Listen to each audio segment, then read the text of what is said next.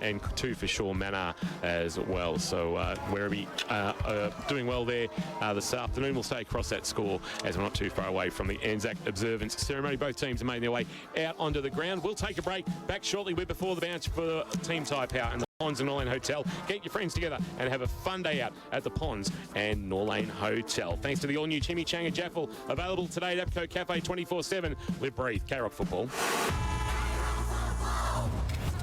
We've got a brand new way for you to end your day. It's Tim and Jess. Do you leave the protective film on pliers or do you peel it off? Tell you what, you and I finally, it's like Batman and the Joker on the same team. Who would have thought? Not me, but here we are. You lose the enjoyment when you're peeling off the tape, off a microwave, off a dishwasher, off a television. Imagine that full one. Oh. Imagine 50 inches. I did it off a 75-inch one. Oh, you wouldn't believe it, Stop Tim. bragging, girl.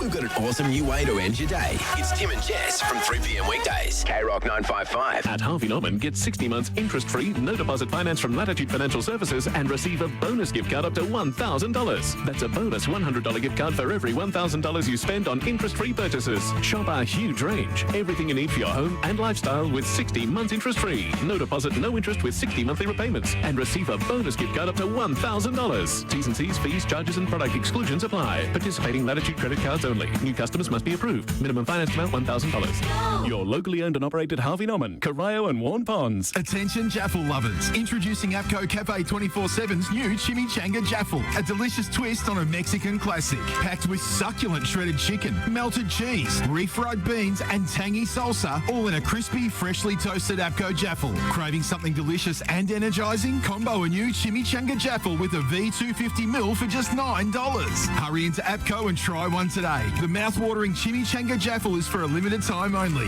APCO Cafe 24/7. We've got you. At home, on the work site, in the office, there are some big cleaning problems you just don't want to deal with.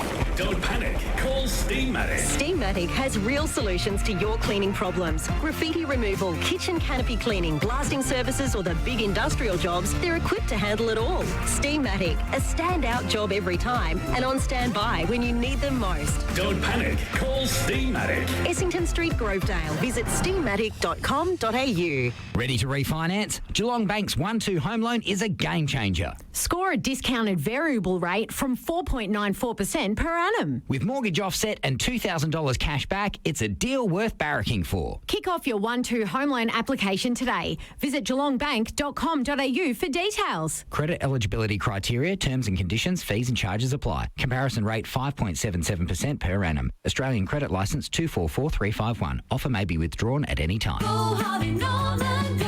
Geelong, it's a huge clearance now at Harvey Norman Furniture. Massive savings at Corio and Warren Pond stores. Up to 40% off outdoor furniture and barbecue clearance ranges.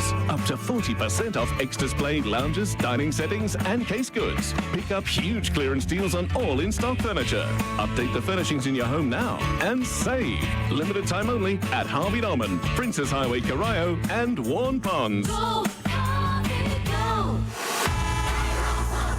Thanks to our #1 ticket holder, APCO. Fueled by APCO Cafe 24/7.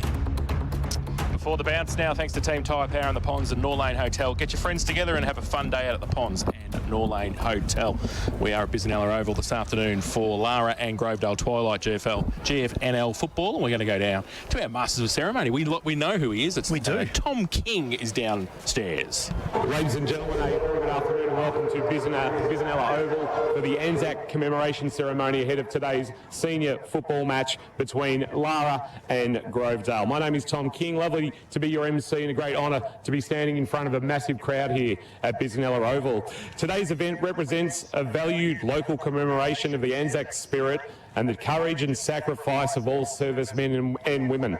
Since its inception in 2017, it has become an annual tradition born of the shared participation of the Lara branch of the RSL, the Lara Sporting Club and the Grovedale Football Netball Club. As host, the Lara Sporting Club wishes to thank both the Lara RSL and the Grovedale Football Netball Club for their support and presence across the day and all of the volunteers whose work made the day possible. I'd like to welcome from the Lara RSL, Marcus McEwen, to introduce the RSL speech. Oh, the feedback. Thank you very much. Anzac Day is a very special day in Australia's calendar. It's a day to reflect and remember with pride the Anzacs and the Anzac spirit that was first forged at Gallipoli 108 years ago. We pay tribute to those who have served, and in particular those who made the supreme sacrifice in all wars up to and including Afghanistan. We must never forget them. There is a distinct mateship amongst service people, a mutual respect, a bond, and a selfless dedication to proudly serve our country when required. We should all be very proud of our highly trained and professional Defence Force. Serving in the military means making friends for life. There is a lasting bond with those who have served, and Anzac Day is a day to enjoy each other's company, reminisce, and remember those who are not with us today. We should all be very grateful that we live in this lucky country of ours, and this should never be taken for granted. Now, as a grandfather myself, I have a great deal of hope that today's youth will continue continue the important traditions of Anzac Day. I would therefore like to thank the Lara Football and Netball Club for inviting us here to commemorate this special day. And I look forward to watching on as the players from both clubs display the Anzac spirit of courage, mateship and a sense of purpose with a willingness to do whatever it takes to get the job done.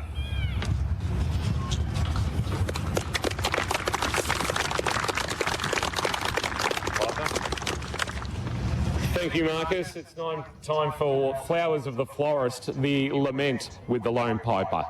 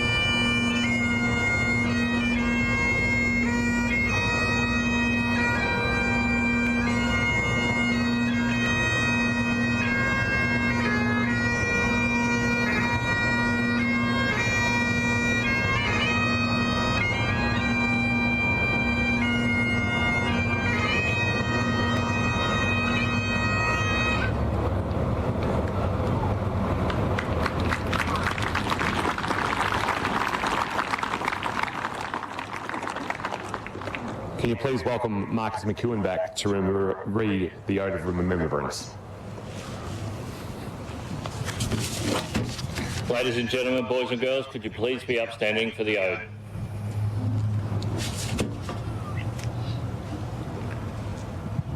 They shall grow not old, as we that are left grow old. Age shall not weary them, nor the years condemn. At the going down of the sun, and in the morning, we will remember them. We will remember them.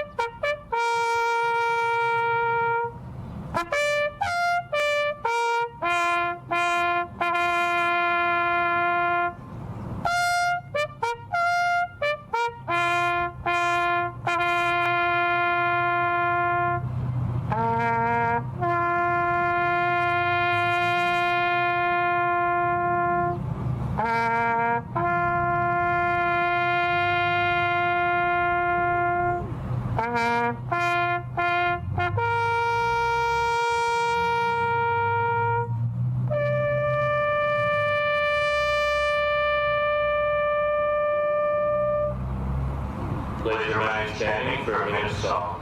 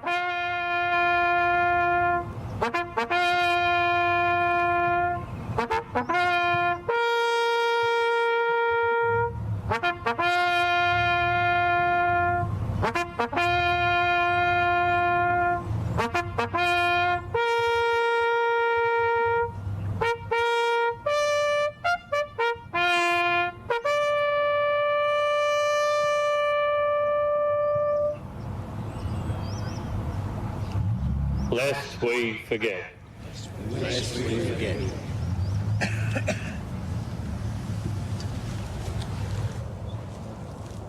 Thank you, Marcus. Ladies and gentlemen, can you please remain upstanding for the Australian National Anthem?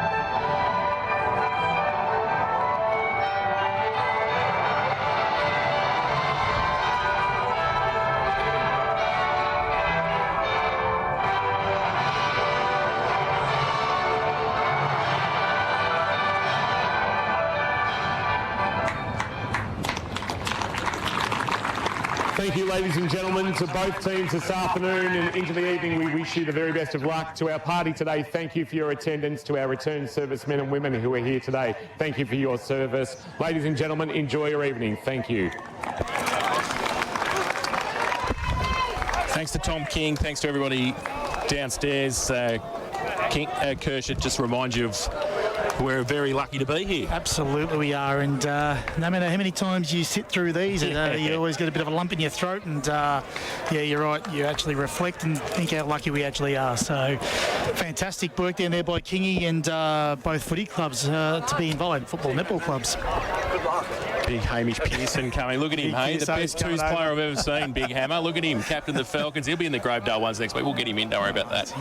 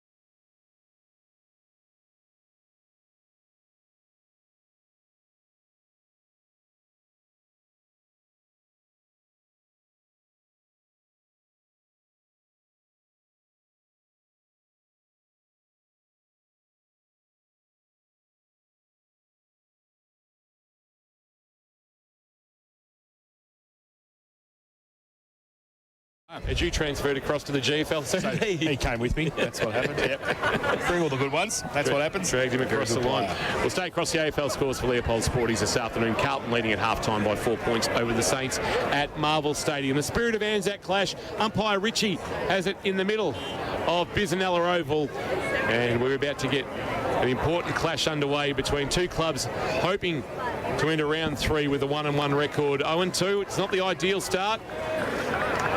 Just having a look just in the middle. Is Purdy going to start in the ruck? I think he might be. Purdy will start in the ruck. Yeah. All right, so Sam Purdy, very undersized, almost Jacob Miljevic sort of style. He'll go up against Ryan Abbott, and we are underway for Geelong Bank. Here's Jason Doherty. And here we go, and Abbott goes up and gets down beautifully to Tudu, runs off Goss and gets the first kick to the western end for Grovedale. Deep forward, Ferguson, can he pick it up? He can't do so at the first attempt. Weagle bears down on them. Kick around the corner. Grovey about 30 metres out, mark taken. And that was as easy as that. Jack Baker in the right forward pocket and has taken the grab. He's only about 25 metres out, and a good start from the actual first bounce. Ryan Abbott got up nice and high, and that was pretty easy through the Tigers midfield, and has ended up with Jack Baker. Guys, the last couple of weeks we've asked for the lights to come on, and they are on with the sun shining today, so they've got in early. Ready to go. So Jack Baker comes in, right foot kick, 25 out, 45-degree angle, puts it straight through. So great start for the Tigers, and they put the first on the board with only a minute played in this first term. Geelong Bank K-Rock first quarter scoreboard. Oh, it's as easy as that. You don't let the opposition touch it, Jason. You get all the way from middle to the coast. You will win more games than not if you don't let the oppo touch it. That is fact. Pretty easy game, isn't it? It is a pretty easy game, but you're looking at like that out of the middle. So what about Gully Plan Farm matchups? You've been taking some notes furiously in that opening minute, Kirsch. I have, because the Lara forwards are trying to get the right matchup so they don't let Harrison White off the chain, off half-back flank, and they just can't get it at the moment, and Zakiya Davies stuck with him at the minute. Abbott, Parrish, now Deans, kick inside forward 50, a long ball, and out on the lead. Ferguson dropped what he should have taken. Chance though for Baker, that's almost a throw, tight in the right forward pocket, little kick around the corner, is deflected through for behind. That kick might have come from Walker and knocked through for a rush behind, but gee, early start, early signs are good. 1-1-7 for Grovedale. Lara yet to score, almost 2 minutes gone on the first quarter. K-Rock Geelong Bank scoreboard. Weagle kicks in, can I change my tip? Purdy, centre wing, handball back. Now off a step, short little kick around the corner from Dale Kerr for Grovedale. Gives it to Parrish by hand. Deans off a step, deep forward again. But back there with the numbers, Lara have got the Mitch Gavin, gets across at half-back and takes the mark. Gavin short to Zakiya Davies. They're in different numbers to some players to what they traditionally wear with the special Anzac Day jumper. Here goes short, Stone, and he laterally puts it onto the chest of Cockrell. Cockrell wants the middle of the ground and finds McKenzie, and McKenzie's just back of the centre wicket area. Kirsch is coaching. There's not much movement, is there? The forwards got high up the ground. Right there. Sends it long inside 50. Lowther will come from 4 deep and bring the ball to ground. They want a stoppage here, Lara, just so they can set up and not see it cleared out by Grovedale, and that's what takes place. And just inside 50, we'll get a ball up. Abbott to do the ruck work. He won the tap down against Purdy into space, and here's Deans again. He's racking him up early. Handball back to a voice, and he found Nicholas Howe. He gave it to Parrish. Parrish goes back by hand. The clearing kick will bounce towards the true centre wing position. Trying to tack it to the boundary line is Reynolds. He'll run out of room, will he? He does. And it's out of bounds for a boundary throw in. Jace? 24. Is that supposed to be 14? I don't know. Yep. Thank you. Sure is. Ethan Boris. Yeah. Was going to be wearing 14. Will be now wearing 24. Those who are watching via the AFL Barwon live stream. Purdy gets it down from the ruck contest on centre wing. Kick around the corner came quickly from Linehan Cunningham, but in front was McHugh, who Dan Fraser said down from the Quaffle. Used to play the Bendigo Pioneers as well. Took a good mark playing across half back. Your handy pickup. Yeah, good size, comes with the right foot and drives it long from half back to half forward. Big fly, no mark taken. And Tigers tried to get it on the outside there, couldn't do so though. And Jack Kelly was out there, and it's going to be a boundary throw in, left half forward. The Tigers into attack there, 1-1-7. They lead Lara yet to score 4. Played first term. Boundary throw in. Oh, gee, Abbott, big shove in the back of Purdy. Umpire didn't see it that way. Chance to clear here the Cats, and with a bounce they will run through the middle, fired the handball into space. Chance here to go forward, although a little bit slow. Was Harvey, was he, or was he taken high? Umpire said he was taken high. Baz Harvey, and he'll take the free kick. Harvey gives a handball on the up to McKenzie. He had to go back and retrieve it. Somehow got out of the tackle of White. Then he went to go back to Harvey with a handball and he missed him. Chafer working behind the defensive side of the centre wicket area. He's turned the footy over. Cockrell got involved. Now a handball out wide from Aaron Stone. Kick inside forward 50. And a chance here for a kick up the chimney from Davey. It's a high ball. Lowther will come out with a run at it. Lowther came and he actually took it, but then was stolen from his grasp. And the clearing kick might have been from Campy, and they're away through Howe. Yeah, so Howe with the right foot kick towards the centre of the ground, but Lara behind the ball much better. Gavin took the mark. At centre half back, drills into the middle. They've got numbers as well, 4 to the ball. Weagle a long way down. He's saying, hurry up, there's nobody on the mark. There's nothing to kick to. There's 4 blokes standing 20 metres from goal for Grovedale. So they've filtered back nicely defensively, the Tigers. And now they have the ball still in the middle. And it's going to be McKenzie who drives it in, but there is one of those 4. Well, they did pretty well in the end. Harrison Goss got it away. Now the ball spills free over the top. Can Ettridge get there first? He tries to pick it up, runs backwards at half forward. Does so. Kick was smothered beautifully though. The Tigers need some support coming back. Left and right, Will Ford got rid of the football. Under pressure at half back for the Tigers. Grovedale trying to get it out, but Lara got the numbers again behind the ball. Can they break free? They can with the kick now. Back inside, but all Grovedale sit behind the ball, and they're going to be able to relieve the pressure again, this time again through McHugh. Yeah, not a great kick by Jordan Hopper. McHugh, well, it was a normal size kick for any other player on the ground, but it was a bit high for Nathan Deans. Deans took the mark, and then Stone took him late, and it's a 50-metre penalty, and he marched almost to the edge of the centre square. Deans quickly wants to get on with it and drive it long. Where's Ferguson? It's a long ball. Front of the pack, numbers there for the Cats to see it to the boundary line and out potentially. Yeah, it's not going out, it's staying in the field of play, but over the top of it is Sammy Walker, and in the right forward pocket we will get a ball up. Ferguson switched down to back with Delaney out. Is that big target? On Kelly Plan Farm. Tap down Ferguson in the ruck to Parrish, who gave a handball back to Ferguson. He's got not much room to work with. He's next to the boundary line, right forward pocket, and a boundary throw-in is called for. 6:46 played on the Port Phillip Ferries time clock. Grovedale 1-1-7. That goal coming early through Jack Baker. Lara yet to score. So throwing Grovedale deep into attack. Throw in now. The 2 number ones, Purdy, Ferguson. Ferguson tried to get it over the back, falls to the front in the end. Ball spills free. Speedy Deans turns around the corner, kicks the goal.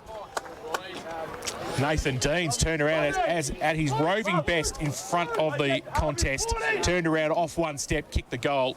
His first of the afternoon and the second for the Tigers. They go to 2-1-13. They lead Lara yet to score. Geelong Bank, K-Rock. First quarter scoreboard. Lara coaches won't be happy with that because Deans was on his own at that stoppage. Even when the ball hit the ground, no one went to Deans. He didn't even attract a crowd. When you're the best player in the competition, or one of the best players in the competition, you've got to have a crowd around you. You can't have a shot on goal with stoppage. You might as well give him the medal now. You cannot. He's had it half a dozen times. Only Hamish Lucas has had it more at the same stage of a game. Back in the middle, umpire puts it into the air. Abbott Climb tie against Purdy. No real clear winner of the ruck contest, but here's Deans again. Oh, wonderful tackle, dumping. It might have been Stone. Ball spills out, taken to ground with a push in the back is Luke Ford. I reckon there'll be a free kick coming back to the Tigers. I think coming off a successful cricket season, Luke Ford at St Peters. He won the medal. Yes. So Luke Ford with the top knot or man bun going on. He goes short to the long sleeve Dale Kerr, as he has done throughout his career, whether it be Anglesey or at Grovedale. Handball to White to Ford. Ford laterally with a kick to Campy, playing his first game of the season. Last year's co-captain. He goes short, and stretching and marking is Jeffrey. And Will Jeffrey on the true centre wicket area. Drives it long inside forward. 50 coming up, but not marking was Walker, but across the front, Chafer judged it best. Walker was the intended target, but Chafer said, don't worry about it, young fella. I'll just cut across, take it on the chest, and I'll go back and have a shot at goal. Yeah, I wouldn't say it's lucky. You knew exactly where the drop of the ball was going to be then, Chafer. He's very clever and crafty around those the big sticks, Jace. Doesn't mind a goal. He doesn't mind a goal. Last year's best and fairest winner at the Tigers, Mitch Chafer, will kick from about 35 out, and he's hung it out to the left and not been able to work it back, and it's through for a minor score. Grovedale, first quarter, Geelong Bank scoreboard. They are Archbishop Desmond 2-2-14. Lara yet to score. 9.5 minutes played on the Port Phillip Ferries time clock. Short kick in. Matt Spence taking the mark for Lara. He drills it. Oh, Aaron Stone should have taken the mark. Didn't do so. Handball back to Spence. Off a standing start. Going wide. It's okay. And finds teammate there, Mitch Gavin, left half back. He comes just back inboard to Bailey Cockrell. He's just holding the ball up on somebody at half forward. They've been breaking down here, and then they break down there because they just turned the ball over, and Nick Howe takes the mark easily on centre wing. Howe's seen a little bit of it early in this first quarter. True centre wing. He wants the centre wicket area where White is all alone, and this has got danger written all over it. Handball, Abbott, back to White. White burst to 50, driving, long balls, not bad, and hit the post. Would have been a contender for a Lammy's Tavern goal of the day. They cannot let Harry White run rampant off half-back because he will just carve them up, and his ball use is elite. Well, that's what I said before. They're concentrating on trying to get the right matchup for him. Someone's just got to be with him until they do get that right matchup and not allow him to do that. Weagle played on from full-back, got it to McKenzie, who got it out wide. Purdy gets it at half-back, goes to centre wing, tries to drill the pass. Oh, a bit of candy sold by Davey. Got around on the left, actually hit his teammate in the back of the head with the football, then gets it to him. Cockrell runs past, close to the boundary line, comes inboard, gets rid of the ball just in time. Davey on the boundary line, the outside of the left boot, back towards the top of the square, but Grovedale with the numbers again. And they're just being able to filter back here. Can they get away the outside of the right foot towards Speedy Deans, who takes it 30 out from the Lara goal. Deans comes laterally to Jeffrey, who marks in the left back pocket, just outside 50. Hard to see the 50-metre line with the sun shining at the weight is on the ground. Jeffrey just sits it up to the wing. Ferguson is his intended target. It gets over his head, judging at best.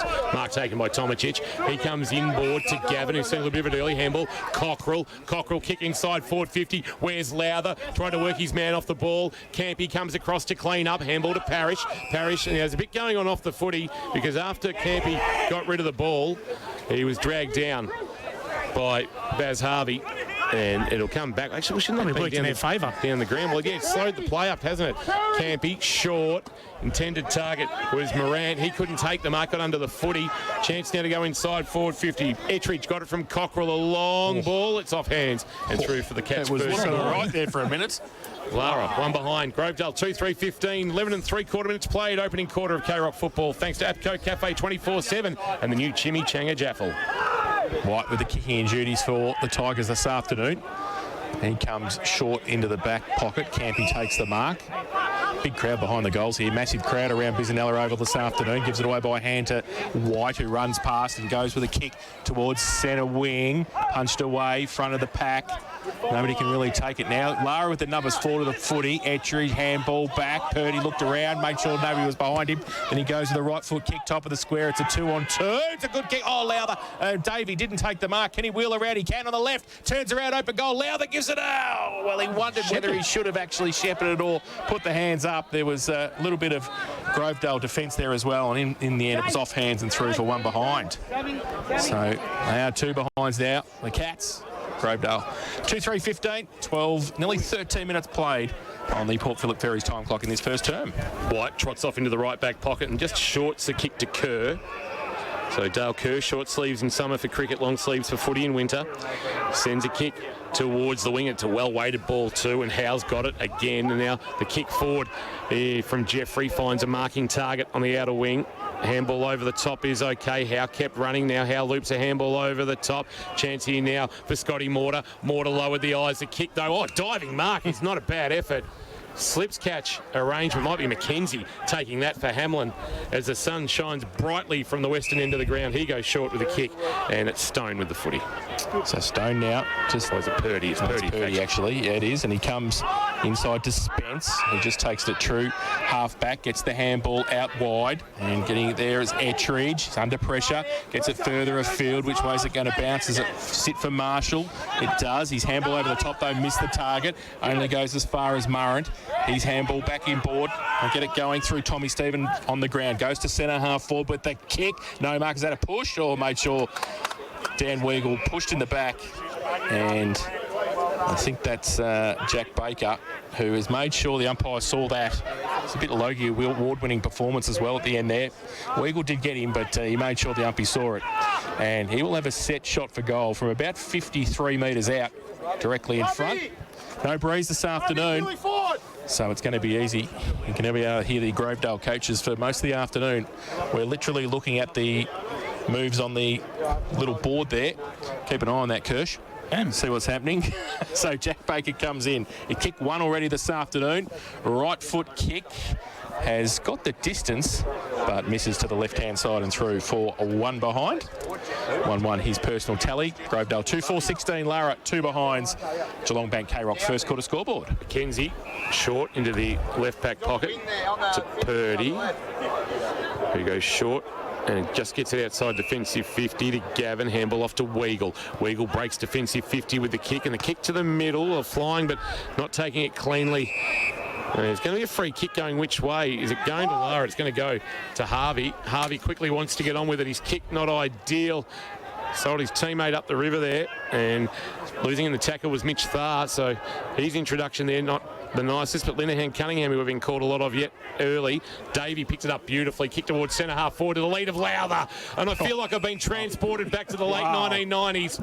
Lowther gives a handball off. Purdy will get run down if he's not careful, was able to shrug off the would-be tackle, then sends a long ball that'll just tail off to the left and through for a minor score. Boris came hard at him, or was it Tommy Stephen who came hard at him to lay the tackle and just maybe did enough for the kick to be pulled to the left and through for a minor score. Lara 3 behinds. Grovedale 2-4-16 as we approach 16 minutes gone on the Port Phillip Ferry. Oh, White kicked it into forward. Luke, who missed a target, about 45 out from goal. Turns around, kick from Marshall, back to the top of the square, punched away at the back. Lara with the numbers. Harvey comes in, gets wrapped up, ball still in dispute. Grovedale right at the back of the pack. White went and fixed up the defensive mess and got it away, and they got the handball out. Now they just settle the play down and go through Will Jeffrey. Go to the outer side. It's a one-on-one. Lara do nicely. They get away. I think that might be Cockrell who comes back inside. Lowther presents, goes up, can't take the mark. Front and centre. Grovedale working hard. White at the back. Gets the clearing kick back to whence it came on. Centre wing on the outer side. No mark taken. Etridge is across there. McKenzie comes over. Weagle's there as well. Weagle wrapped up by Chafer. Not going anywhere on centre wing, and we're going to have a ball up. We've nearly played 17 minutes in this first term. Port Phillip Ferry's time clock. Port Phillip Ferry's, there's no better way to travel to the footy. I reckon they might have played a couple of VFL games together last year, Weagle and Chafer. Chafer got a lot of late call up in the season. Ball up. Abbott winning the tap down. Dumped in a tackle was Gavin, or was it taken well by Parrish, going nowhere? In fact, it might be Bailey Cockrell, and it is, who gets to his feet. A long way away over that side of the ground. Abbott uncontested, so he just grabbed it out of the ruck. Handball at close quarters to Howe, who gave it to Deans. He's brought his own Sharon this afternoon. Kick inside, forward 50. Defended well by McKenzie, although he lost it in the tackle. He went to come again. Dived on the footy. He'll get helped out there, and it's Stone throwing it on his left boot, and he did well to get it out, and the kick was good for Sanders. First possession, I suspect, for the youngster, Marty's boy, as he kicks towards half forward, and on a searching lead comes Etridge. Marks on his chest. What's he got inside forward 50? Where's Lowther? Where's Davey? It's a high, long ball. Gunther's also a target. And there's going to be a free kick for a hold going which way? And I think it's going to be Gunther who's going to get the free kick. 15 out directly in front. Kirsch, thoughts on that for the Sporting Globe? Well, I guess he was the meat in the sandwich, but what happened is, because the ball was high and was drifting into Gunther's sort of proactive area, there was just a little reach and a little hold from that back defender. So the umpire saw it, and it wasn't much in it, but it was there. Tommy Gunther kicked 2 last week against Leopold. Played 17 games last year for 19 goals in his debut season, and he's made the goal umpire work far too hard to the right, and that is a minor score and a waste there for the Cats, who are now 0-4-4. Grovedale 2-4-16 as we've gone 18-20 on the first quarter. K-Rock Port Phillip Ferry's time clock. White plays on from full back for Grovedale, runs his full measure, goes long, looking for a 2-on-1. It's a good kick too. Baker took the mark uncontested and ran away and got it going towards half forward with the kick over the back. Can they run onto it? Getting across there, Spence, who read it the better for Lara, did well. Did he get one high? The umpire said yes, he did, and he'll take the free kick. Mortar stands the mark. So read the ball off the back there. Spence goes along the line. Dangerous kick close to the boundary line. Handball over the top back to Parrish for Grovedale. They work the 1-2, and then along the boundary line they get it to Murrant, who goes inboard. But Lara with the numbers in defence. And just settle the play down. And they're going to chip the ball over the top to Purdy, who's standing by himself at centre-half back. Purdy inside defensive 50 still.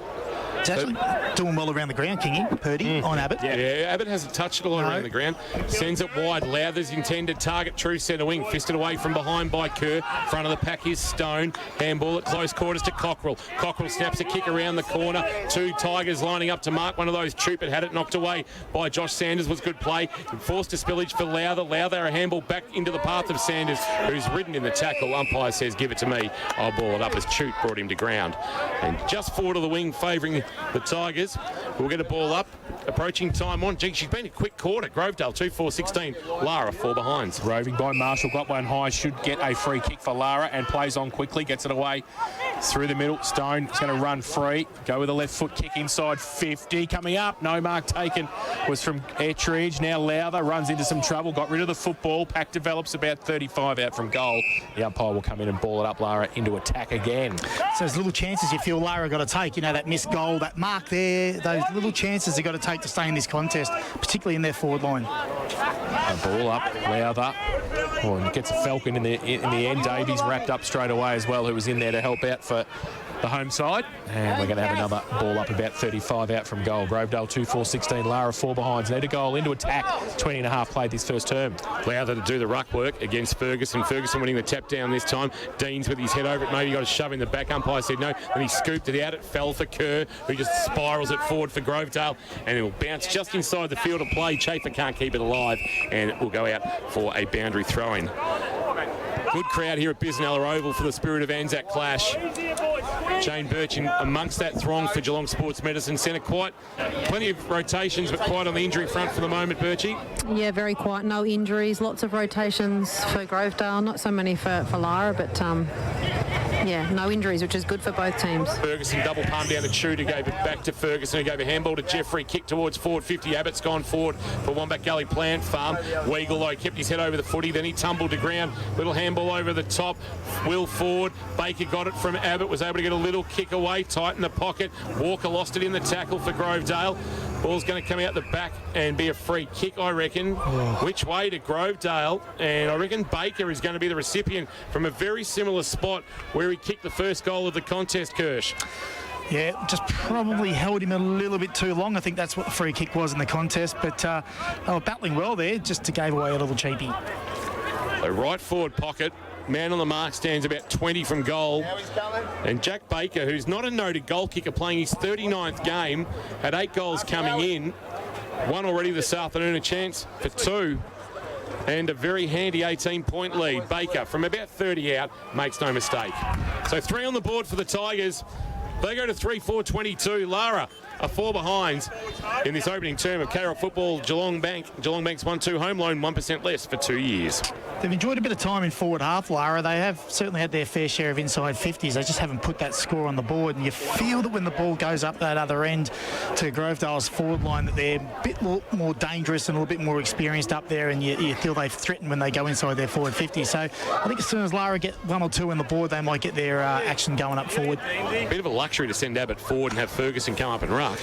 Somewhat, isn't it? You look up Lara's forward line, the average age is sort of 17, 18. To the middle, Purdy goes up and gets it down.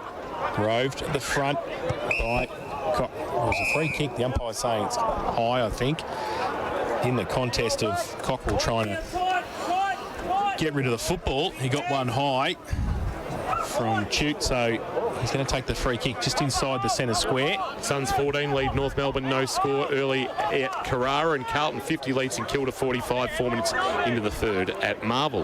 Leopold Sporties. Cockrell has had plenty of it in the first 23 and a half here for Lara.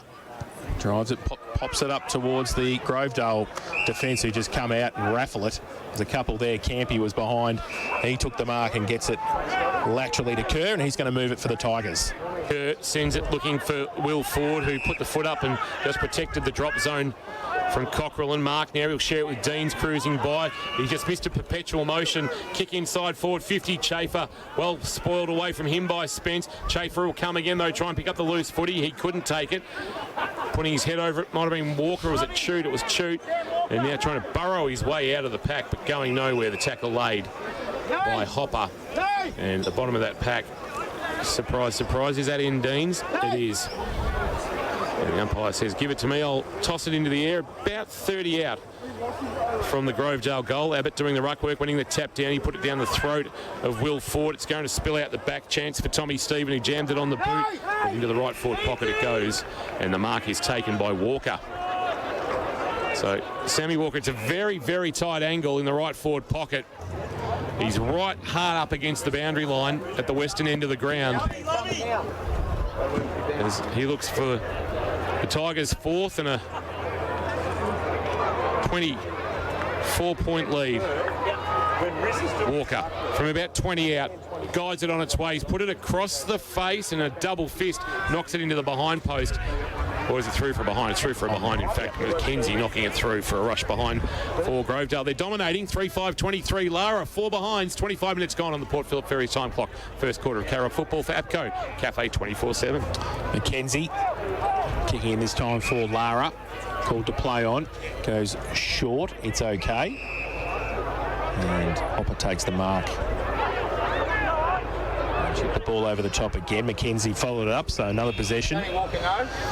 Just on defensive 50. Oh, he kicks into the man on the mark. It went past, but spilt free. Has to go back and help out and gets there far as well for Lara. They get the ball over the top. Cockrell, left foot kick around the corner. Ferguson gets across, takes the mark in front of the old scoreboard here on centre wing on the outer side. Beautiful old scoreboard too. Used to have the old-fashioned analogue time clock. His kick is okay, and the mark taken. Inside forward 50 they go. Moran.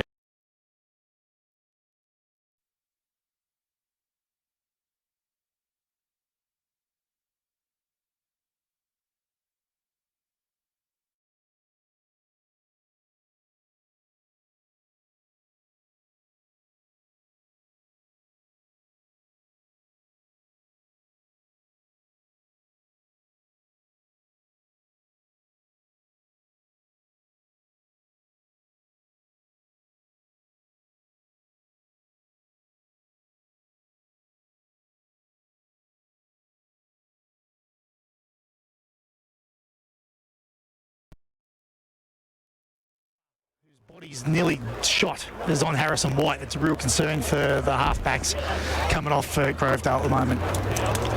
So Enzi with the football for Lara in the back pocket. Not much movement, so she's going to kick it straight down the line. Davey is going to be a go up there. At the back, no mark taken. And off the back, the handball quickly came from Boris. Now White again from half back through the centre of the ground. Great kick, Chafer. Just let Mitch run onto the ball, put it out in space, and he knew Mitch Chafer was going to get there, and he'll shoot the goal on the siren at the western end of the ground for Grovedale's fourth of the afternoon so far. He's kicked one behind, missed one to the left-hand side a few minutes ago, and now a chance to make the margin 25 points at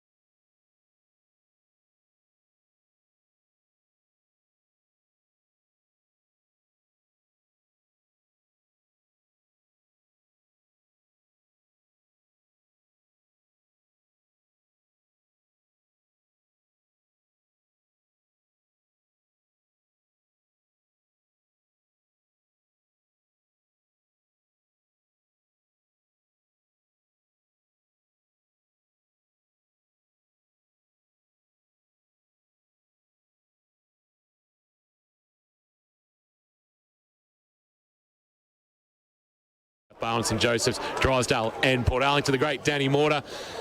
Did Danny play in a flag here? No.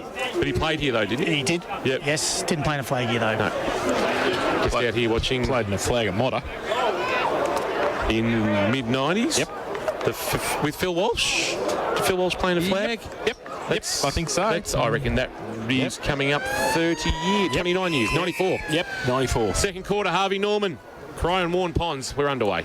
Abbott gets it down to Parrish in the middle for Grovedale, who gets the kick away under pressure to a vacant half-forward flank position. And, short little handball. Was that a throw? The handball came out from Baker. And it was like he just hit rugby league style, Dolphin style. Bit of basketball, bit of rugby. Say properly. Rugby league. A rugby league. Gave it away to Jeffrey, but he got wrapped up. So ball up, right half-forward for Grovedale. And Parrish again roving, shooting there, working hard as well for the Tigers. They get a chain of handballs. Now they're in trouble. Weagle off a step, couldn't get the kick away. And was that it was a hold. Oh, gee whiz. Dan Weagle, I actually thought he dropped the footy and advantage paid. So they're going long and out. Oh, Mark not taking Ettridge, but his second effort was okay at left half 40. Wheels and goes on the right foot. Long kick inside 50 over the head of Lowther and going back. And I think he's kicked the goal, if you don't mind. He has. Lammy's tavern goal of the day, contender from Bailey Ettridge. Turned around, wheeled and went on his right foot. And that's exactly what we spoke about and Dev Smith spoke about at quarter time, Kirsch. He did wheel and went.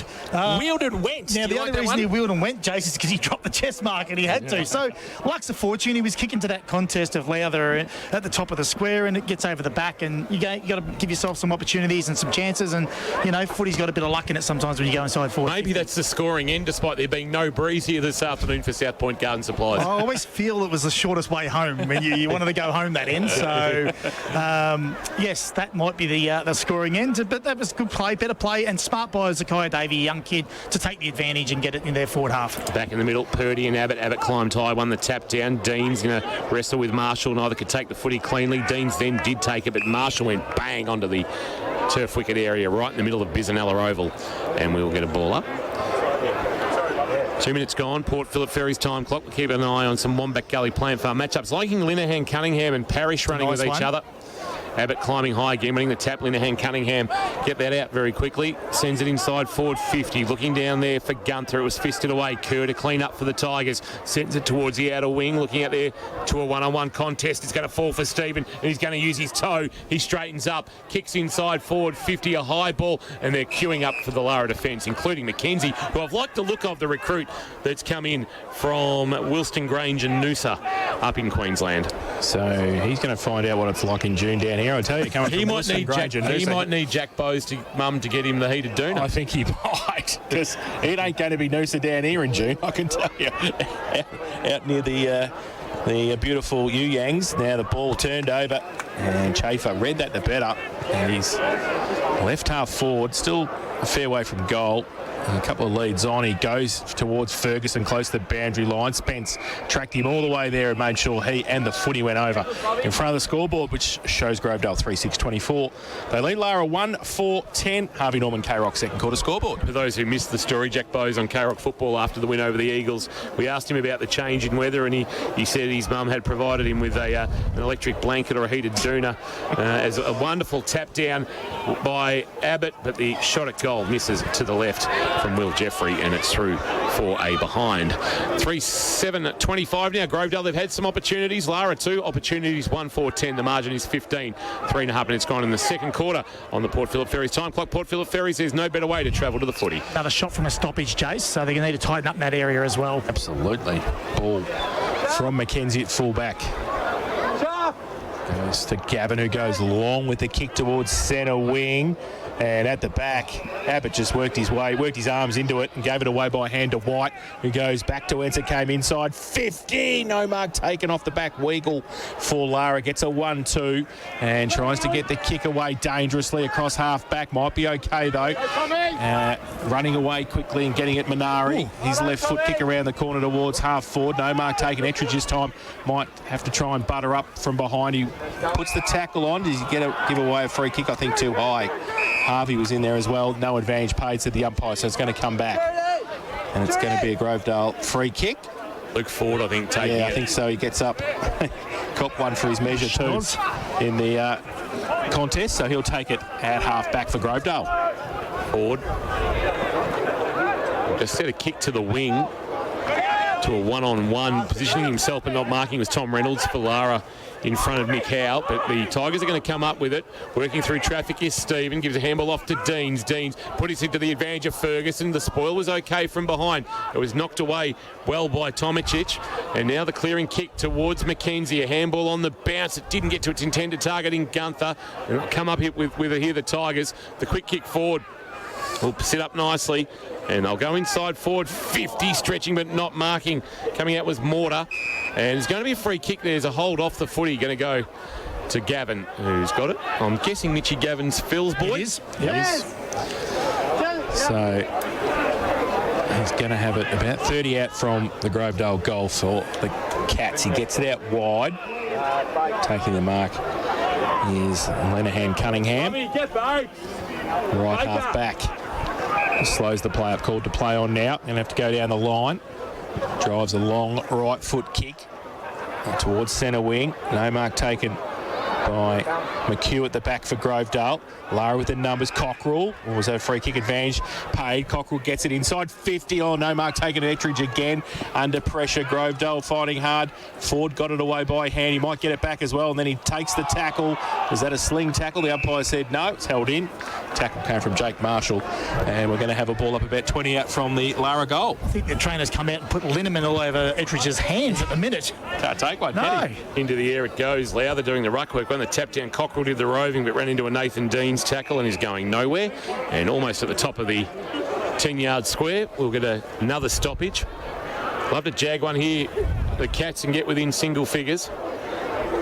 Tap down Abbott, roving, Linehan, Cunningham. It's touched. Oh, no. Or is it a behind? I think it might be Rod Stokes down there in the goal umpiring position, signalling that behind to the left and through for a minor score. Game number 2,140 for Rod. Margin is 14, 1-5-11 Lara, Grovedale 3-7-25. And they play on quickly, the Tigers, and they've got it towards centre wing, and they've got a chain of handballs. The ball comes over towards Mortar. He can't take it with him. Mackenzie put the tackle on. Ball spilt free. Lara got the numbers around the ball now. If they can get it away, they can. The handball came from Sanders. At half back now, they drive it towards the middle of the ground. Abbott puts his hands up. Dean's right behind him. He gets the handball past the hands of Parrish, but he goes back and helps out Peck and gets the handball away. Now the ball comes back, chain of handball. Abbott gets the kick out wide. That was great vision, and he was able to find Dale Kerr on centre wing. Drives it straight in. Chafer, who can't take the mark, has to wheel and go quickly. Went left, went right. Came back to the right. Murray now 40 out. Left foot kick towards the goal square. Across the face of goal. Where's it going? It's going into the mark. Hamlin hanger contender, and I think that might be Will Ford who's taken it, and he just worked his way back towards the behind post and took the mark in the left forward pocket. So it's a bit tough angle, and he might do the double. He might do the Hamlin hanger and the Lammy's Tavern all in one here if he can turn around and kick it. He's in the left forward pocket right on the boundary line. Comes out 2 steps and has kicked the goal. So finishes off his good work overhead, Will Jeffrey, with his first of the afternoon. And that is the 4th for Grovedale. 4-6, just making sure, 2-4-7, 31. And they lead Lara 1-5-11 they are now. Lara, the Cats, so 20 points of difference. 8.5. Yeah, it's terrible. They take the score off the board to put up the animations and stuff like that. Stop that. Kirsch, can you do something about it? You're the CEO at Lara. I got no pull range. 20 points of difference here at Bisanella. Tap down Abbott, who almost grabbed it out of the ruck, but instead they'll go inside forward 50. The long driving ball went looking for Stephen, but positioning himself and marking well was Reynolds for Lara. Reynolds brings it to the broadcast wing to a one-on-one. Linehan Cunningham couldn't mark. Boris gave a handball off. Now Deans will run onto the footy. Other way coming and holding onto the tackle, taking him high was Mackenzie. Deans quickly wants to get on with it to a one-on-one. Chafer went over the head of Weagles, tied against the boundary line. Surely being held for too long by Weagle. It should be a free kick for a hold. It's not paid to Sammy Walker, and we'll get a boundary throw in the right forward pocket as it comes off hands. About 20 around from the right hand behind post. Ferguson to do the ruck work for Grovedale. And surely a push by Purdy. Umpire didn't see it that way. It spills for Jeffrey. He's wrapped up in a tackle. And we will get a ball up about 45 out from the Grovedale goal. They lead by 20 on the K-Rock second quarter Harvey Norman scoreboard. Harvey Norman, Corio and Warren Ponds. So ball down roved by Hopper for Lara. Back towards the middle. Abbott, though, getting involved now around the ground. Ball, under pressure. Stone. Lara keep the pressure on it, left half back. Overusing the footy, though.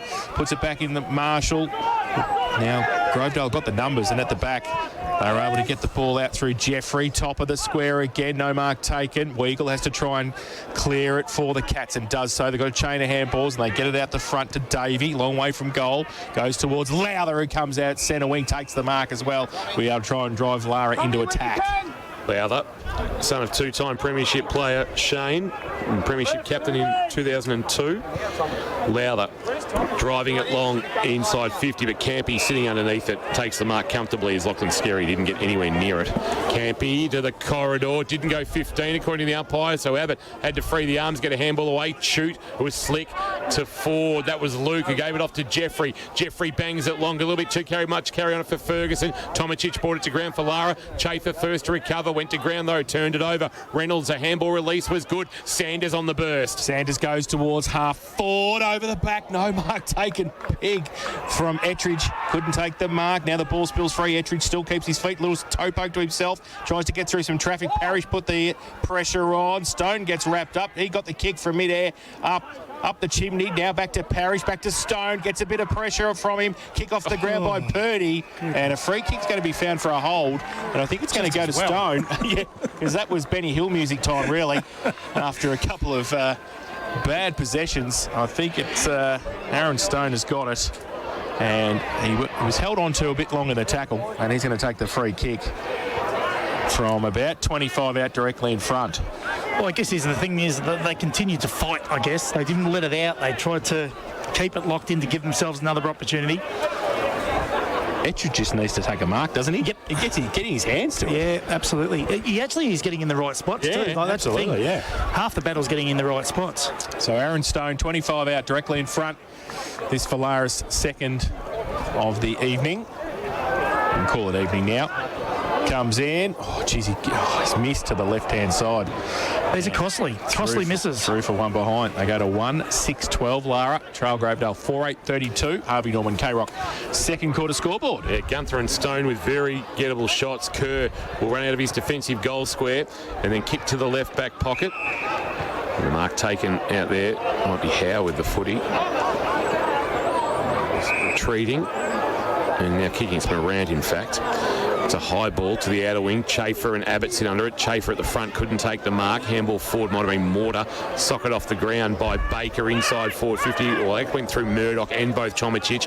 Good pick up by McKenzie. Fired a handball away to Linehan. Cunningham just shrugged off the tackle of Chafer and went short backwards just to find some relief. And the ball in the hands of Sanders, the debutant.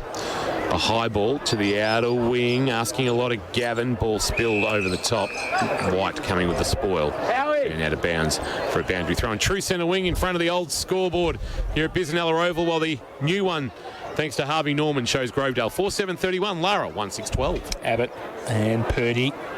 A ruck contest. Abbott goes up, brings it out of the ruck and runs away as well and goes with the right foot towards half forward with the kick. No mark from Chafer. Needs some support. Got some from Walker. Got legged, I think. And the umpire says he did. And we'll take the free kick for Grovedale. Left half forward.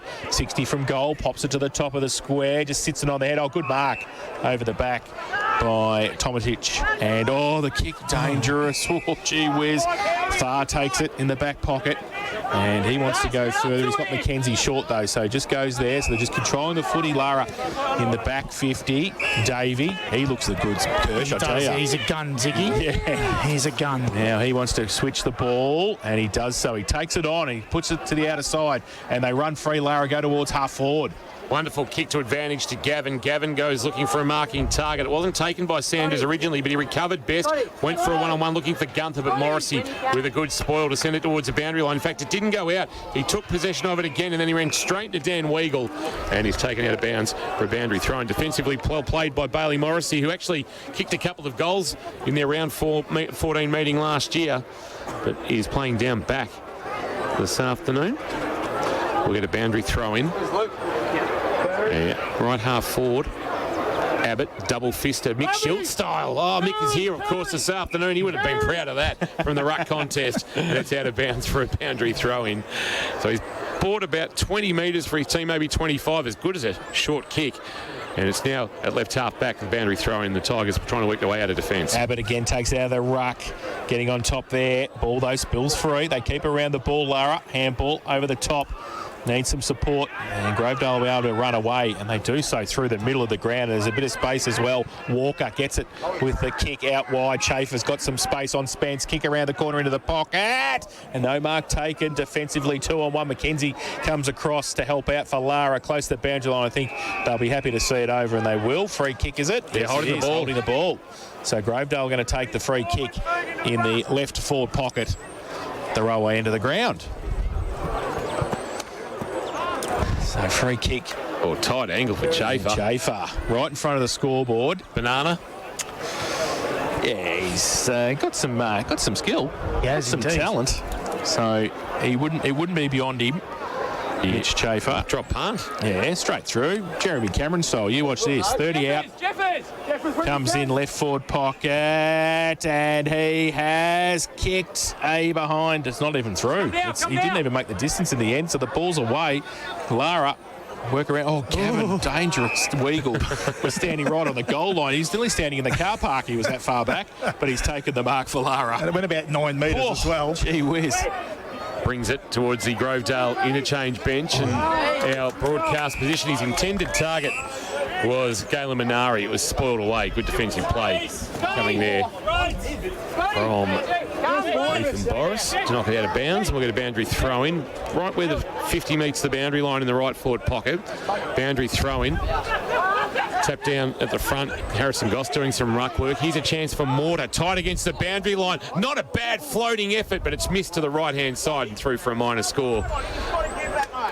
And you can hear Daniel Fraser in the background after Scotty Mortar had the flying shot at goal and comes from the ground just to have given the handball. 4-8-32 Grovedale. Lara 1-6-12, 17 minutes in this second quarter. Gone on the Port Phillip Ferry time clock, and Lara have transitioned the ball well. They have McKenzie, gets it towards centre half forward with a long kick. No mark taken. Oh, over the ball. That should be a free kick. I think Harvey going in first, and then Ettridge coming in as... Oh, no, below the knees. Wow. That's an interesting call, wasn't it? Because he did go below the knees, but he also went above the head. Himself. Yeah. So he gave away the free kick, but then got the free kick as well. So Bailey Harvey's got it right half forward, and he's going to be kicking from about 45 out. He's a skillful kid, Bailey Harvey, so... Well, he's short of miss now that Kirsch has put that moz on him. Absolutely. Comes in, right foot kick, and the goal umpire, he's not even going to worry about it because it's out of bounds on the full.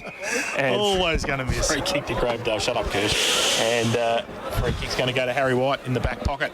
White, short, and mark taken by Campy. First game of the season for the former Geelong Falcon.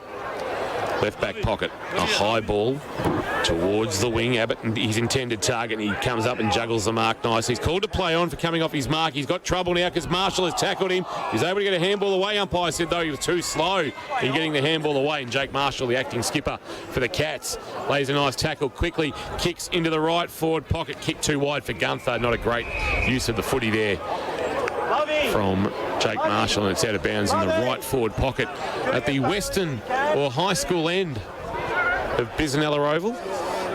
Wasn't a high school there, Kirsch, when you were running around in the no, there wasn't. The blue and white hoops. So a throw in. Goss up against Ferguson. Ferguson got it down. Lara working overtime around the ball. They can't pick it up. Marshall put the tackle on. Oh, is that dragged back in? The umpire said play on. Still in dispute. Now we come in and ball it up. About 40 out from the Lara goal. St Kilda 73 lead Carlton 52 at three-quarter time, and 7 minutes into the second quarter, Gold Coast 28 lead North Melbourne 15 on the Leopold Sporties around the ground scoreboard. Goss gets it down and then does his own roving work for Lara. Got the handball away to Jake Marshall, but he got wrapped up straight away. So he's not going anywhere at right half forward, and the umpire will come in and do a bit more work. So the ball up. Ball. Lara trying to get it back. Goss on hands and knees. Close to the boundary line. Davey couldn't take it. Marshall rides the bump from Deans. He gets wrapped up in a suplex as well.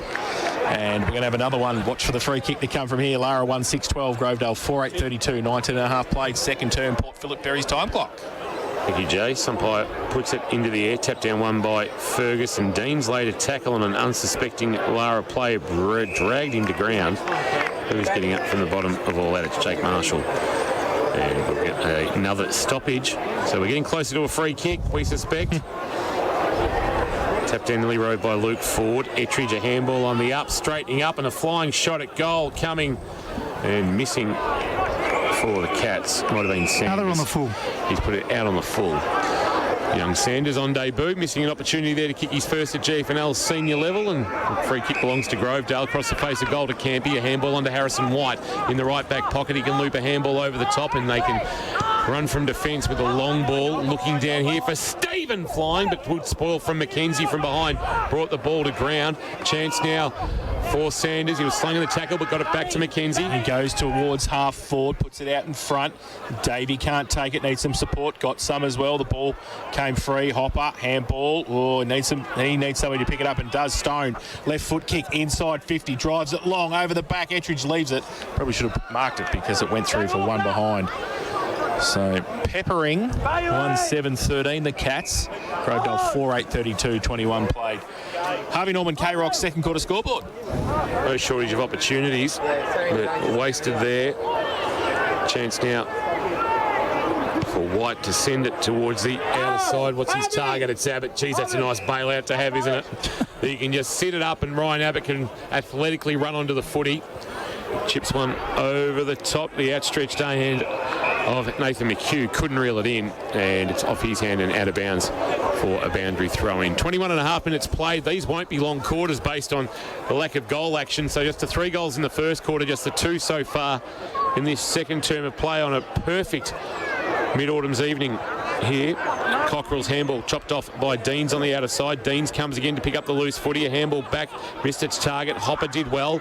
Ross, well, wonderful little tap by Sanders into the path of Cockrell. Cockrell a kick inside forward 50, and up comes Ettridge, and he clunks one finally. 2 grabber though, Jace. Still took the mark. Still took the mark. And a chance to pull the margin back to 13 points. Bailey Ettridge, of course, 34 games, 24 goals with North Shore, playing his 31st game for Lara tonight, where he's kicked 17 goals. This for his second of the evening, and Lara's second of the evening. Man on the mark, 25 out directly in front. I reckon he's missed that too. He leant back on it slightly. He kicked off 2 steps. And he pushed it to the right, and the margin is 18. 1-8-14 Lara. Grovedale 4-8-32. Second quarter. K-Rock, Harvey Norman scoreboard. Think Harvey Norman for all the big brands at Geelong's best prices. So White waiting for the footy to come back and went over the net, and he's got it back. St Kilda by 15, Gold Coast by 19. White to kick it in for Grovedale. Called to play on now. And goes his full measure and runs to the outer side. Not as far as Abbott, and punched away by Davey over the boundary line. And we'll have a throw in. So plenty of opportunities, Lara, in this second term. Just haven't been able to capitalise in front of goal. Missed some to the right-hand side, mostly. And Bailey Ettridge just missing that last one. So still in their forward half. Purdy pushed Abbott past the football. The umpire said it was a push and play on the advantage. So the Tigers come towards half forward. Punched away. Tomasic from behind. Needs some support. McKenzie's been very good today. That handball wasn't crash hot though. Ford will gets wrapped up. The umpire says thank you. That's holding the ball. And it's going to be a free kick once they get untangled. And 2 number 19s. Mitch Starr's going to take it at centre half back for the Cats. With it, just inside defensive 50. He's got an option laterally, and that's Matt Spence, and the former skipper. He goes short and put it onto the chest of a marking target in Sanders. Sanders short on the bounce. Spence, wonderful pick up on the half volley, and it created a little bit of broken play. Then he pulls a kick to the middle for Purdy. Marks just at the northern end of the centre wicket area. Now he drives it long inside forward 50 over the head of Ettridge. Linehan Cunningham shared it with Ettridge at close quarters, but he was wrapped up in a tackle instantaneously, brought to ground by Kelly, and then it spills out for Campy. He's taking There's no a tackle. umpiring control. No, there is no umpiring control because the ball is been locked up twice and then managed to find its way out. Surely now there's still not somebody. No, there is an umpire there in the vicinity. He was just letting them play. He's having afternoon tea in the car park. And the right forward pocket, we will get a ball up at the western end of the ground as the sun sets off in the distance and the lights start to take effect here at Bisanella Oval. Abbott got it down. Marshall row for Lara. Quick kick out of the pack to the top of the square. No mark taken. Is that a hold? The umpire said play on. Campy's back there. Kick moves towards Stone, who can wheel around on the left and kick the goal. Finally, Aaron Stone kicks the goal after 4 or 5 attempts. They get one, the Cats, and that is their second of the afternoon, and not far away from half-time. So really well needed goal from the Lara side. They are 2-8-20. They trail Grovedale 4-8-32. Harvey Norman, K-Rock, second quarter scoreboard. And in the experts chair, thanks to the Sporting Globe. Watch every Cats home and away game at the Sporting Globe Geelong. Here's Matt Kershaw. Well, a bit of reward, Jace, I think, for a bit of time in forward half in the back end of this second quarter. And yeah, they've been peppering and they've had plenty of opportunities inside forward 50. So I guess if you keep giving yourselves chances, you're going to kick a goal eventually. And it's only 2 goals in it, and they're playing not great football. So yeah, we're in for a big second half. Free kick in the middle. Umpires paying it to Grovedale. I'm not exactly sure what for, but it's coming back to Ryan Abbott. So it must have been against Purdy in the ruck contest.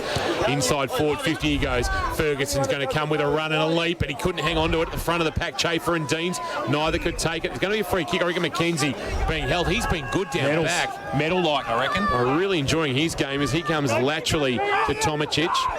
Can't miss him in those lime green boots chasing Tomicic. He goes short to Spence. Still inside defensive 50. Manari presents. He goes over his head and sends it to the wing. Lowther in a one-on-one with Kelly. Kerr and Davey holding on to each other. Davey now on the loose foot. He couldn't take it cleanly, fighting for it. Knocked it into the path of a teammate in Cockrell, who gave a quick handball to Purdy. Purdy just jammed it on the boot and bought some territory. A bouncing ball will sit up on its point. Gunther was able to knock it forward, trying to knock it into the path of Ettridge. Running out of room was Luke Ford in front of one of the little grandstands here at Bisanella Oval, and we'll get a boundary throw in at left half forward for the Cats. They trail by 12. Grovedale 4-8-32. Lara 2-8-20 on the K-Rock Harvey Norman second quarter scoreboard. Another one, Kirsch, before half-time. Yeah, you feel they do. Just the 3 possessions for Deans this quarter. So boundary throw in left half forward. Shallow boundary throw in as well. Big thump away by Abbott back towards the boundary line. Boundary umpire with a bit more work to do. And if you're smart here, stand in front of this ruck contest. You might get the footy from the boundary throw in. Abbott's trying to go forward. Well, they need better structure around their stoppages, Lara, so big opportunity for him here. So Purdy and Abbott. Abbott again, big thump away. Manari was there and lost the footy. Should have picked it up. He got Cockrell in support. Kick around the corner towards half forwards. Okay, Davey. He's been very good in the first half. He goes with a left foot tumbling punt, and that is going nowhere. That's a worm burner. And Grovedale have got the numbers, and White in the last line defence takes the saving mark for the Tigers. Goes into the left back pocket where he's got a marking target, but dropping what he should have taken was Campy. Time to recover, and then he fires a handball back to Luke Ford for the Tigers. A short kick. White dropped what he should have taken, but fortuitously he's come up with it again, taken in a tackle, able to fire a handball away. They will get out of trouble on the outer side. McHugh kicks on his non-preferred left, a wobbler that will roll towards the boundary line. On the up, the handball of Will Ford just missed its target, screaming by. It might have been Mortar he was trying to get it up to, but that is half-time, or Boris, in fact, it was. And it was half-time here at Bisanella Oval. Lara, 2-8-20, Grovedale 4-8-32, 1 goal apiece in that second term of K-Rock football, thanks to Harvey Norman. Think Harvey Norman for all the big brands at Geelong's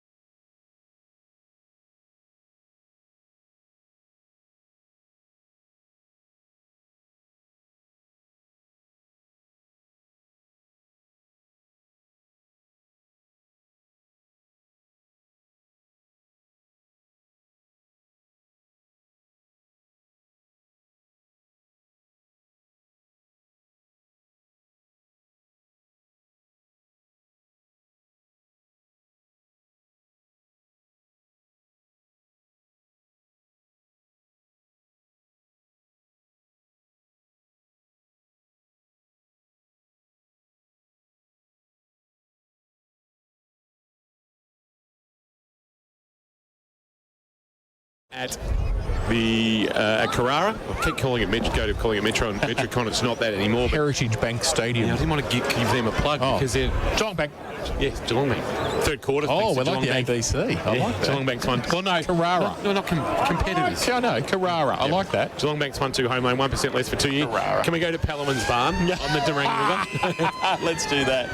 It's a 12-point lead. Grovedale over Lara. Third quarter underway. Under lights here at Bisanella Oval. Abbott in the middle, and he got it down easily to Chute, who got a hold too. Ran past, and Linehan Cunningham held on to him as he was running through the centre, so the ball's going to come back. We've been well fed today. KFC. Oh, yeah. With the, on fire. with the little zinger box, but also thank you to Lara Sporting Club for a little hamburger arrangement. Amazing. Chute from the middle for Grovedale towards centre half forward, but Gavin stands by himself at centre half back, takes the mark, chips the ball over the top. And they get going. McKenzie takes a bounce, runs, gives it behind his back to Weagle with a hand. He goes long. It's a one-on-one. Ettridge over the back gave away a free kick. And it will be a free kick to Grovedale. Forward, Luke Ford in the last line of defence. Got one high and will take the free kick for Grovedale. He stood his ground really well then, Luke Ford. That was terrific. Ford will send it towards the outer side, looking out there for a marking target. Went through the hands of Abbott. White was there for company. White picked up the footy well, but then was taken down in a good tackle. It might have been Gavin that brought him to ground.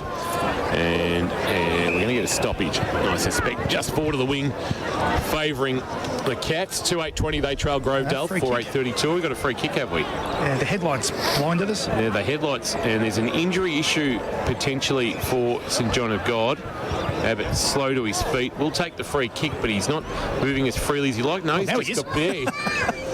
He was moving. Like somebody turned the key. Yeah. Now he sends a kick past the old scoreboard, flying but not marking Parrish off the hands of the pack. McKenzie's been omnipresent this afternoon, and his kick is good for Cockrell, who was strong in the hands, took the mark, hit the ground running, turned and kicked towards centre half forward. Not a great kick though. Kerr coming up, marks on his chest, and they'll hit him on the rebound here if they're not careful. Though it is a 2-on-1. Defensive spoil was okay from Reynolds, found it at ground level, and then kicked on the outside of the right boot, and he's put it down the throat of Abbott, who feigned a handball. Now gives it to Kerr, cruising past his outside on the outer wing, and now a kick that's well weighted and finds a marking target. Kick forward by Walker into the right forward pocket, and the skill execution has left a little bit to be desired this afternoon from both clubs. But the yellow footy, is it different in terms of just the grip and the slipperiness compared to a red one, Kurt? Mate, at the end of the day, you use a yellow footy more than you do a red footy during the week, because you're training with them 3 hours a night. So no excuses, I don't think. Boundary throwing 40 around from the Grovedale goal. And they took it away through Linehan Cunningham, who gets it out wide. They go very wide. Davey over the top. Cockrell.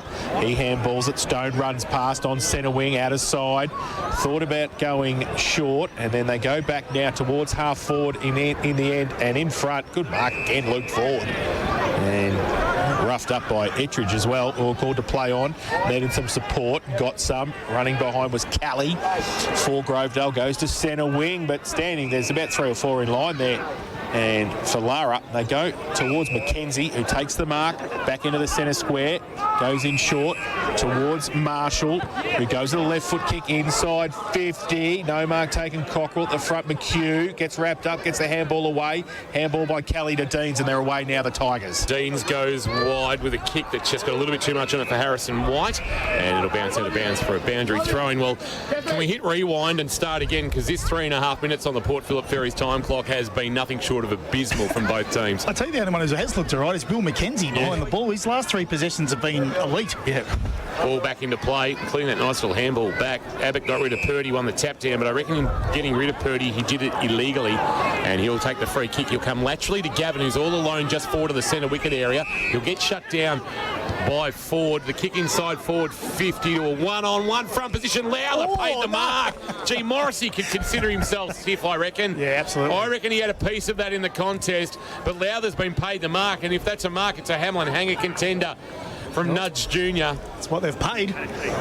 So the man on the mark will stand 40 from goal, and Lowther just has to make the most of his good fortune here. He does. He's going to kick through it. He has a tendency to poke, so Just kick through it and He's he'll be got right. close to the man on the mark. It's a bit of a helicopter off the boot, but it's spun the right way and it's through the middle. Kick through it. And Lowther kicks the goal. After kicking 2 last week on debut, Daniel Lowther kicks 1 this evening, and the margin is back to 6. And while it might not be a high-quality contest, it's an absorbing contest, and it's a close contest, Kirsch, for the Sporting Globe. Well, we mentioned it in the halftime preview or review of the game that it's going to be an arm wrestle, and it's going to be that team that cracks first. And at the moment, they've held up pretty well across half-back Lara and got the ball back inside their forward half. So, that last quarter and this start of this quarter, they've enjoying some real good time forward half until Abbott says, hang on.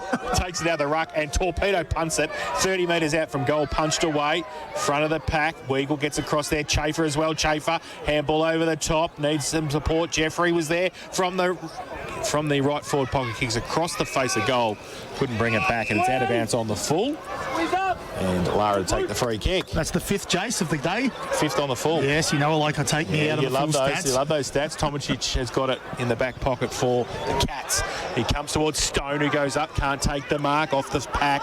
Grovedale come back in board with their handball, and then they get it back in towards centre half forward. Off a step, Boris comes out. That's a good kick. That's a great kick. Just set it out in front and let Ferguson run onto the footy, and he's taken the mark and will shoot for goal for a quick reply for Grovedale from about 35 out directly in front. Well, Ferguson had the Ettridges about him as well. He's dropped a few today as well. It's the 2 forwards that have dropped a few marks or opportunities. Not that one, though. That one hit him straight in the button. Good kick out in front. And it's going to be Ferguson, who has gone on the Mitch Stark run-up coming in.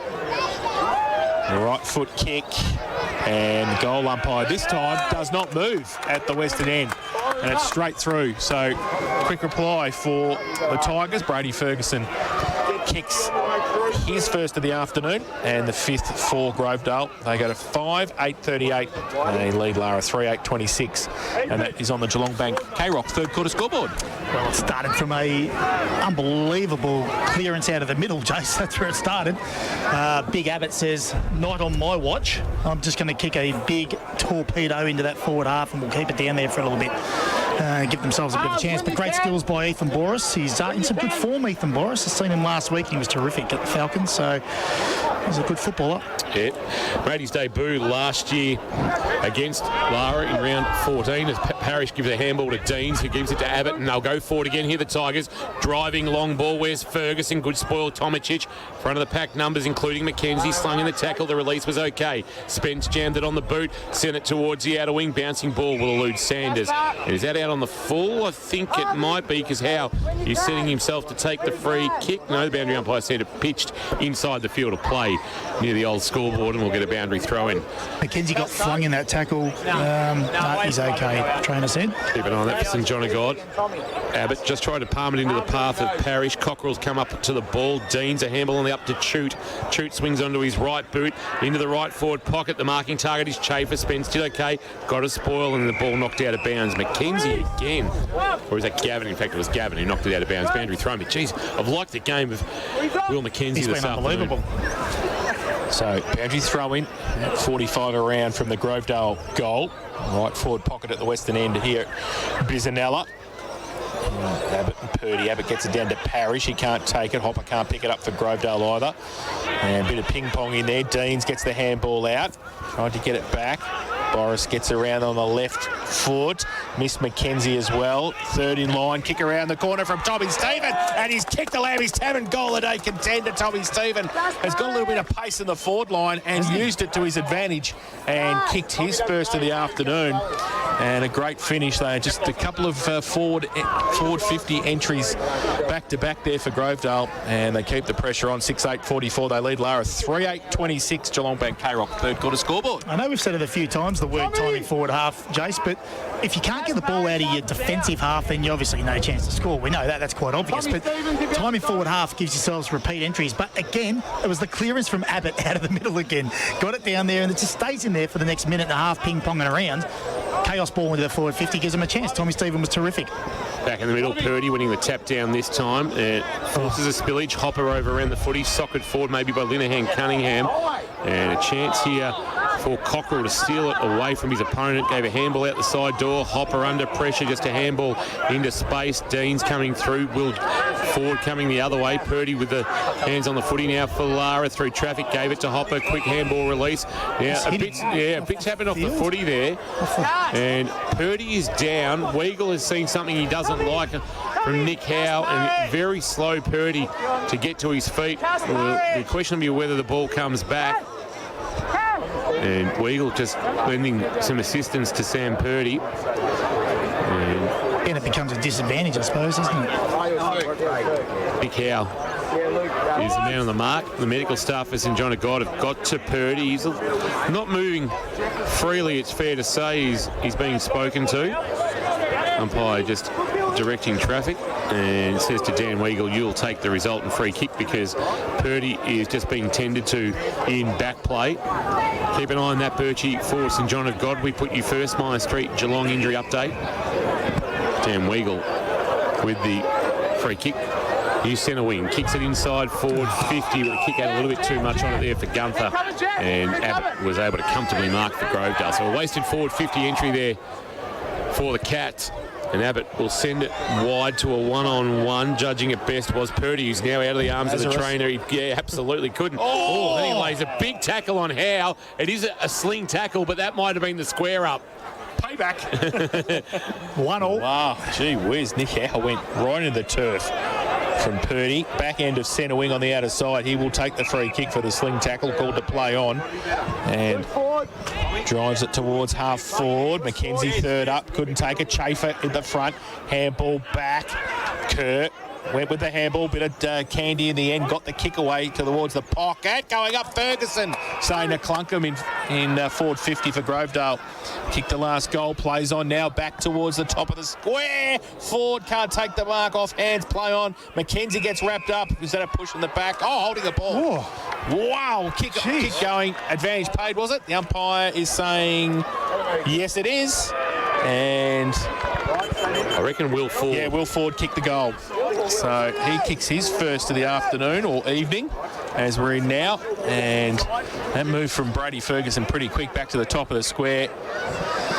And Will Ford was able to kick his first goal. So they go to 7-8-50 Grovedale. Lara 3-8-26 Geelong Bank K-Rock. Third quarter scoreboard. They're enjoying a little purple patch now, aren't they? They've got the arm wrestle going back their way, having a bit of time in forward 50, and they're hitting the scoreboard. Like you said, Ferguson taking some clunks. Biggest margin of the afternoon. We've had 4 goals in the opening 12 minutes on the Port Phillip Ferries time clock of this third quarter. Abbott winning the tap down in the middle. Dean's the roving, but taken by Cockerell, the errant handball. He was taken in a tackle. It spills. Linehan Cunningham jams it on the left boot towards a one-on-one. Marshall was there. Stone was there, rather. Couldn't take the foot. He had to lay a tackle. Dean's now for Grovedale. A handball back to the voice of Abbott. Gave it off to Des Kelly. Kelly a handball back inboard. And he finds Will Ford. He goes back with a dinky little kick. He conceded 15 metres. Chute couldn't take it cleanly. Thankfully helped out down back by McHugh. A little kick forward came from Kelly, but they're going to clean up through Gavin Lara. Weagle freed the arms. Linehan Cunningham needs a quick release out the back. There's a bit going on off the footy, including McHugh. And I'm not sure who the Lara player is, but they've come from everywhere now. Weagle involved as well. 8, 9, 10 of them in a push and shove. And now there's a bit going on. McHugh hasn't been taken a liking to there. Weagle now in a push and shove as well with Brady Campy, and a yellow card, and off the ground is Jordan Hopper, has been given his marching orders. Has he? So how does the free kick still get with Lara? Correct. So if he's done something untoward, how come it's not a reversal? You know what I mean? Like, doesn't it have to be if it's a head high or if it's a... Well, I think Dale Peters asked that question. Yellow card can be replaced, it's just time off the ground for Hopper, and that will basically be his third quarter done and dusted, and a little bit of the last. But the ball is still in the hands of Weagle for Lara. Just back of the wing, broadcast side. Past the best seats in the house, Repco Cafe 24/7. Wants a marking target, won't find one. because standing tall was Campy. Lost it in the tackle. Abbott freed the arms. A handball on the bounce. That'll fall for Harrison White. Got Morant for company if he wants to use him. He still gave it to Chafer. Chafer dumped in a tackle, then bounced to his feet off the little boot of Mitch Tarr, or Farr I should say, and it's out of bounds for a boundary throw-in, and this could not be any closer to our best seats in the house, thanks to our friends at APCO Cafe 24/7. Tommy Stephen gets up smiling, the former Ammo star. Grabbed out of the ruck by Abbott. Now, there's a shepherd in the ruck contest being paid to Lara, and it'll go to Sam Purdy. That's why Abbott was able to grab it so easily. So Purdy still in front of the best seats in the house thanks to APCO Cafe 24/7. Right half forward, railway end of Bisanella goes with a high kick, about 30 out from goal. Oh, there's 43 Grovedale players there. They raffle it, comes to the back, over the top, White. Don't think he thought he marked that. Parrish, short little kicks over the top's okay at half back. And taking the mark is Howe. Plays on quickly for Grovedale. Gets it to Abbott. Handball forward about to Parrish. Just holds it up. Plays on now. Drills it towards half forward. But Mackenzie, who has been very good across half back, has taken the mark for Lara. Laterally, he goes with a kick to Cockrell, who feigned a handball over the top to Minari. Instead, decided not to use the Formula One driver. Yes. It is a Formula One driver's name, Galen Minari. Oh, wonderful stretch and mark. Good grab from Linehan Cunningham as that tall midfielder. Now he swings onto his left boot. It's a real helicopter inside 50. Etridge from the side. Chance now for Gunther. Gunther on the tightest of angles has pulled it across the face, and it'll bounce out of bounds for a boundary throw-in in the left forward pocket. Kirsch was a little bit excited there for a moment. Looking for something, Kingy. Well, they need to get moving because they trail by 24 after getting back to within 6 points through Lowther. Ferguson, Stephen and Ford have all gold. And we'll get a boundary throw-in where Lowther will have to do the ruck work against Ryan Abbott, who is an intimidating presence in that situation. From behind, Lowther might have won the tap down. And Cockrell, I think, doing the roving. Who's at the bottom of that pack for Lara? In fact, it's Aaron Stone, and about 25 out from the Lara goal. We get a ball up. So Abbott, Lowther. Abbott uses the space, gets it out towards the boundary line. Kerr couldn't take it. Close to the boundary line, and Stone couldn't keep it in. Ran it all the way close to the behind post. So we're going to have another boundary throw in. Left forward pocket for Lara. They need a goal out of this forward 4-8. 16.5 played. Port Phillip Ferry's third quarter time clock. And it's going to be Lowther gets in front of Abbott this time and gets it to the front. Grove by Ford though, Will for Grovedale. Mackenzie across half forward. Oh, good pick up and gets around 1-2. Needs a handball. Did he get it? He got a high tackle, said the umpire. I thought he got a trip as well. So Mackenzie, 55 from goal. He's done everything except kick a goal today, so maybe he can. He goes long, top of the square, big pack there. Oh, in the middle, Ryan Abbott. Just plant your name on the footy and take the mark, and he has. And he's taking a while to get up. That's probably because it's a long way down for him. He's taken it, and one short little kick will be okay for Grovedale. Not taken by Howe. He's called to play on, nothing to go to, so he just chips a kick over the top. Oh, there's an injury issue. I reckon a hamstring for Harrison White. For St John of God, that would be a massive blow for the Tigers. He is coming off under his own steam with a little bit of a shuffle, but he is clutching at that left hamstring as the ball's on the outer side of the ground in the hands of Dale Kerr. Jane Birch will be all over that, St John of God style. Kerr. Nobody stands the mark, so he drives a kick along the outer wing to half forward. Well judged by Mackenzie again. He's having some sort of game. Called to play on, fires a handball off, and then the kick comes to the waiting arms of Minari. He dropped what he should have taken. He took Howe high. Howe then took the advantage, saw an open goal square, and standing all alone in that open goal square, I think, is Mortar. And he is strolled in for the easiest of goals. And now, what is a 30-point buffer for the Tigers? They move to 8-8-56. Lara, a 3-8-26 on the K-Rock. Third quarter, Geelong Bank scoreboard. Geelong Bank's 1-2 home loan, 1% less for 2 years. Yeah, a lot of mids walking there, Jace, as the transition was going on. And then when they actually actually got the advantage, they still stood there. So there's no defensive pressure on Grovedale at all. They had them out the back, they had them out the front, they had them sideways. Just got to really, once they get a bit fatigued, Lara, they've got to continue to concentrate, continue to defensively transition. Down to you, Birchie, for St John of God. Harrison, Mike, you spoke to him at half-time and he's off the ground now. Yeah, he looks like he's in a fair bit of discomfort. It is that left hamstring. Interestingly, he was moved from the half-back line and he spent quite a bit of time on the bench at the start of the quarter, which I thought was interesting, with the game still, in the balance, 2 goals of difference. Then he came onto a wing, so a different position, and unfortunately, obviously the hamstrings just cooled down and overstretched, so we'll go and get a bit of a diagnosis from the medical team. Ball, thanks Birchie for St John of God. There we put you first. Ball from Josh Sanders for Lara. Went into the forward line, then it comes straight back out. Grovedale's defence working overtime. Well, that's a push in the back. Umpire said play on. Deans for Grovedale towards half forward with the kick. Coming out, good tackle. Lara keeping the pressure on. Close to the boundary line. Tomasic put a couple of good tackles on there to see the ball over the boundary line on centre wing, and we're going to have a throw in. So Lara's 3-8-26. Grovedale have steadied 8-8-56. Front of the old scoreboard.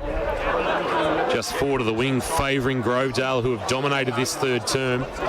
Boundary throw is a shallow one, tapped down by Abbott. Deans is unmarked at the front of the contest. Again. Yep. How does that happen? It's happened a lot Chance tonight. to run now. Boris gave it off by hand to Morant. You want to call him Harvey because that was Matt Harvey's old number, but he was too slow. Well tackled in the free kick. Is that McKenzie again, or is it Stone? It's Stone with the footy. Aaron Stone confronted by the man on the mark, Morant. Now he kicks after being called play on and finds Davey. Davey comes inboard with a well-weighted ball onto the chest of a man we haven't caught a lot of in Harrison Goss. Goss now has his kick smothered. Fortuitously ricochets for Lara back into the waiting arms of a cat who can send it to about 15 metres out from goal. It's off the hands of the pack. Good tackle laid and opens the door for Lowther, who had a fresh airy. Now Cockrell brought to ground. We'll get a ball up. Oh, he's called it high. It's right there. In fact, it's Ettridge. Lowther's down in back play. Ettridge is going to get a free kick and a shot at goal to pull the margin back to 24 points. That's interesting, to say the least. Special investigator can't say anything. Yeah, Sporting Globe. Watch every Cats home and away game at the Sporting Globe. Geelong, Matt Kershaw in the experts chair. Buckets of chicken, as many as you like. Beautiful. Bailey Ettridge with the man on the mark, 20 out from goal. Right of centre has kicked 1-2 this afternoon, looking to make it 2-2 and breathe some life back into this Lara cause. Kicks now, starts it right, and he works it beautifully. Oh, he's like he's pulled the 3-wood off the tee with a nice little draw. Put the tee in the pocket and said, thanks very much. I'll cut the margin to 24 with my second of the afternoon. And Lara, at the 21-minute mark of the third quarter, they go to 4-8-32. They trail 8-8-56 on the K-Rock Geelong Bank third quarter scoreboard. Geelong Bank's 1-2 home loan, 1% less for 2 years. Really not much to say about that one, Jace, except, he put his head over the pill. He picked it up and got himself a free kick. So the finish was everything, though. It was a good finish. On a day where some easy shots have gone by the wayside, that was a good finish. So back to the middle for Abbott, and Goss running in the ruck now for Lara. Abbott goes up, gets it down. Will Ford trying to give the little handball away to Deans. Tracked him back there was Marshall. On hands and knees trying to get it away to Goss. Deans again fights hard for it. Left foot kick towards the pocket. No mark taken. McKenzie at the front against Baker. Coming across. Oh, geez, that's a high tackle. Wow. Yep. And he wasn't too happy with it, Josh Sanders, and neither he should be for Lara in the last line of defence. He got one nice and high. Oh, missed the target, which was Davey, who has to come at it again. Needs some support. There's a 2-on-1. Davey does well. Got the hands free and got it away. Still under pressure. Back into the goal square. Tomasic with a sweeping handball into the back pocket to Sanders under pressure. Pushed out of bounce. And we'll start it all again for Grovedale. Right forward pocket with a boundary throw in. 22 and 3/4 minutes gone on the Port Phillip Ferries time clock. St Kilda 82 have defeated Carlton 60. Gold Coast 50, leading North Melbourne 28. Around the grounds for Leopold Sporties, your complete family venue. Goss winning the tap down, but Parrish doing the roving for Grovedale. Got a handball release out the back. That's Will Ford throwing it on his left boot. Well-weighted kick onto the chest of Howe. And he marks about 45 out directly in front on a still evening here at Bisanella Oval. There is barely a breath of wind. This distance not beyond him. Not a noted goal kicker. Kicked one last week in the loss to South Barwon. That's a driving long ball. As it got the carry, they'll compete on the goal line. And a handball fires it through from Gavin for Lara to give a minor score to Grovedale and make the margin 25. 8-9-57 the Tigers. The Cats are 4-8-32. 23 and 3/4 minutes played on the Port Phillip Ferries time clock. Weagle, kicking in duties this time. Comes to the broadcast side. Looks for Davey, puts a hand up. His second effort was pretty good. Gets to the left, right, and then goes with the left boot from centre wing towards centre half forward. Ettridge runs at it, then overruns it. Didn't read it better. Luke Ford did. And he kicks it across. A little bit of light action there for Dale Curry. Had to put the hands up to make sure he could see the footy, and then they get it free and run through the middle of the Tigers and go to half forward. No mark taken. Off the side of the pack, handball. Lara under pressure. They get it away. Short little kick. We'll keep an eye on that for St John. Got as well. Grovedale, Chafer, great pick up. It's added down at half forward. I reckon. And Mackenzie's taken the mark for Larry. Wants to switch the ball to Davey, who takes the mark at half back, chips the ball over the top to Minari. And the race car driver thought about going inside. He's just going to hold it up at centre wing. I reckon it's just cramped. Yeah, just cramped for Abbott. Don't go saying knee. It looked like he held it. Heart in the mouth of Grovedale fans as Ettridge under pressure barrels a kick forward. Lowther down low, couldn't complete the mark. Morrissey with a good spoil. The ball spills and taking off and running is Boris. Boris's kick out wide for Stephen Weagle will come across to try and cut it off. You're happy with the boundary line. Use all his veteran smarts there, Dan Weagle, to see it out. And we'll get a boundary throw in at left half forward for the Tigers. They lead by 25, 8-9-57. Lara 4-8-32. Hope you're enjoying the call through KROC 955, KROCfootball.live, and of course the AFL Barwon website, the live stream. Boundary throw-in is a good long one too. Tap down Chute doing the ruck work there, I think, and now he's going to take the footy with a handball that he fires out wide to Deans. Deans with the outside of the right boot to about 20 out from goal coming up, and taking the mark on the juggle is Sanders for Lara.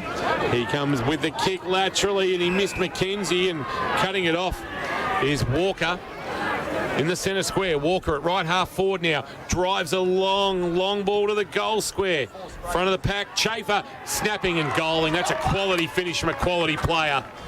A Lammy's Tavern goal of the day contender as he kicks his first of the afternoon and gives his team a very handy 31-point buffer. They move to 9-9-63. They lead Lara 4-8-32 on the KROC Geelong Bank scoreboard. Geelong Bank's 1-2 home loan, 1% less for 2 years. Check out geelongbank.com.au. Don't give Mitch Chafer a sniff like that because he'll gobble it up. Well, multiple Lara players defended in the air instead of staying down, and Mitch Chafer's a little bit smarter than that. I'm not flying when you fly, he says. I'm going to stay down and I'll get the crumbs, and that's exactly what he did. And it was a perfect position for a perfect goal. So Ferguson in the ruck now for Grovedale and gets it down against Goss. Ford, he wrapped up. He's still got a little left foot kick away. Chute wrapped up straight away by Stone and tries to get up. And over the shoulder. That was a late call. So Chute gives it away by hand. Running through half back is Boris for the Grovedale side, but Tomasic takes the mark at centre half back for the Cats just to hold up. They need something at half forward, the Cats. They get it to centre wing, okay, and then past there they can't. Come up towards Stone, has to defend in the end, who was in front before. Now Kelly for Grovedale, close to the boundary line. Back by hand, off a step, Morrissey to half forward. Lara with the numbers off the back of the pack. They try and get it towards Weagle. They can't do so. Now spills towards Mortar. Does he pay advantage? It's a free kick to Lara, is it? I think it might be coming back. And they were pleading for 50, Lara, but I don't think they're going to get it. It's going to come back to Dan Weagle at half-back. Desperately need a goal. They kicked the first goal of the quarter through Lowther to get within 6 points, but it's been very little since. Ball in the hands next to the boundary line of Cockrell, who kicks to the wing, and that's a good stretch of mark by Ferguson. Ferguson's got options screaming for it in the middle of the ground. He chooses to ignore those. And now we'll send a long ball towards left half forward and bringing it to ground. It was Baker. It's going to roll out the back for Chafer. He heard the voice back of Chute, but Chute was under pressure from Minari, so his quick release handball was ineffective in the end, and we're going to get a stoppage, I suspect. There's a Tiger at the bottom of all of that. Might be Might be Jeffrey, slow to his feet, just having a look. It is Will Jeffrey, and we will get a ball up just inside the left forward pocket. Grovedale in attack with a very handy 31-point lead. Lara try and move it through. Oh, kick out of mid-air. And from Cockle. Harvey gets it around the corner towards half forward. Oh, indiscriminate. Ettridge 30 line might take the mark, does he? He does. The umpire says no. I don't know what he's doing. He's just got his hand out. What's he doing? I think it was a free. Against Linehan Cunningham, who pushed Dale Kerr off the football, shepherded him out. So he'll take it at half back. Calling red time. Well and truly 29 played. Port Phillip Ferry's time clock very close to the boundary line, and Tominger's got a hand to it. Couldn't keep it in off hands. And boundary throw in centre wing. Must be going ready to go. So Ferguson comes down. Parrish is down there to help him from a stoppage perspective.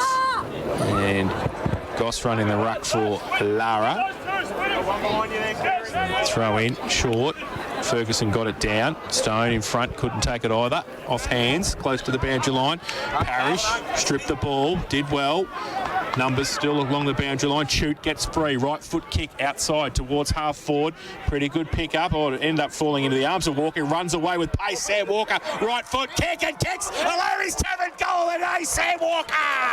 50 from goal. Just used the afterburners and went bang and kicked the goal. He did indeed, Chase. Just heard the little He looked like he was going to get tackled and then went bang. And he's pressed some type of turbo button and said, no, you don't. Not today. It was a good finish at full tilt as well. That was a terrific goal. Grovedale 10-9-69. They lead Lara 4-8-32. That is on the Geelong Bank K-Rock. Third quarter scoreboard. We played 30 and a half thanks to Port Phillip Ferries on the time clock. Well, fair to say they've asserted their authority on this game, Jace. Back in the middle. Goss doing the ruck work against Ferguson. We'll get an update soon on Harrison White. Oh, actually, we'll get an update at three-quarter time after a free kick paid to the Cats, and that three-quarter time siren has gone for an infringement in the ruck. The free kick was paid. Lara 4-8-32, Grovedale 10-9-69, the margin 37. The Cats.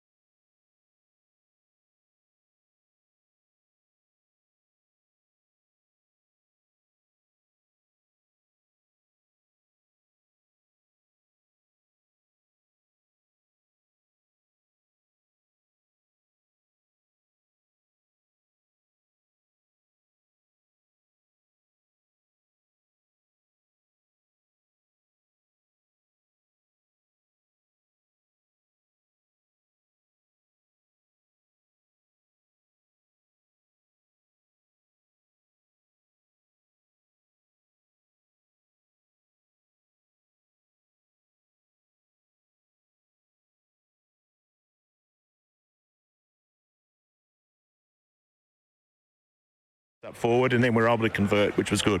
And whilst you probably don't know the actual extent without some scans and things, it looks like that left hamstring's he's done for tonight and won't be returning. Yeah, he won't be coming back tonight, and we'll see what happens after the game. All right. Sorry for that. Okay. Daniel Fraser joining us there. Thank you, Daniel. Joining us for Geelong Sports Medicine Centre with Jane Birch down boundary side. And, of course, yes, we'll keep an eye on that hamstring, a very important hamstring for Geelong, for St John of God at Grovedale, of course, is that belonging to Harrison White. And no doubt that will be scanned during the week. But you would suspect that he won't be lining up next weekend against St Joseph's, I believe, his next opponent for... No, that can't be right. Joey's got the weekend off.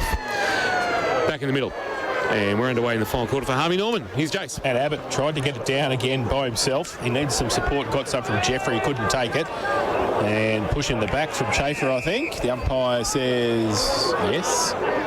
And it will be a free kick. And they run free stone for Lara. Goes to the western end. Oh, at the back. Good mark. Oh, push. Oh, wow. Free kick. Lara. Goodness. And Luke Ford went back. Looked like he took a nice mark. I was going to say, I thought he did everything right there. I mean, I know we're a long way away, but yes. Gave the free kick away to Bailey Ettridge, who, well, they started like this in the third term, Lara, with a little nudge kicking the goal. We said they need the first two to give themselves a sniff back in this game. He can't miss this. He's 30 out directly in front. He's missed. Jace. Don't worry about that. You said he can't miss it, and he guess what? He shouldn't miss it. He can't miss it, and he's missed it. He did miss it. 2 goals, 3 Bailey Ettridge this evening. I'd already written it in.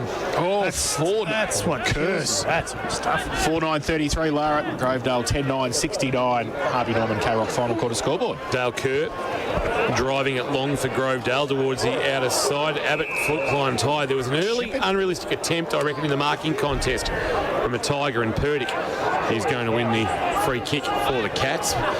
Almost back at true centre wing as he assesses his options. This kick's the problem kick. It has been all day. It's a high ball inside forward 50. Campy sets himself from behind. Lowther brought it to the front of the pack. Cockrell was clean, gave a handball release. Well, very quickly Marshall was beset upon and lost it after taking it. And now they lock it up. Marshall laying a tackle, bringing to ground Ryan Abbott. And we'll get a ball up about 40 out from the Lara goal. They need everything to go right from here on in if they're to steal the 4 points. Right now it appears Grovedale in the box seat on a Sunday evening as the sun is fully set and the lights take full effect. Abbott gets it down from the ruck contest. Purdy's opposite number on hands and knees. He's not going anywhere. Scrum develops. And the umpire will come in with a bit more work to do. 40 out from the Lara goal. So Daniel Fraser in the background. We're right behind the Grovedale coach's box. Cockrell from the stoppage gets it towards Mackenzie, who left it behind, and that's not good for him because Walker runs away and he's got 1 bounce. He's got 2 bounces. He keeps going. He goes for 3 bounces. No, he goes for the kick and discipline to the top of the square. Oh, no mark taken. 2-on-1 now. Grovedale kick around the corner. Stephen, and he can't kick the ball far enough around. Only one behind to him, and I'll tell you what, between Tommy Stephen and Sammy Walker. Oh, wow, they've got some wheels.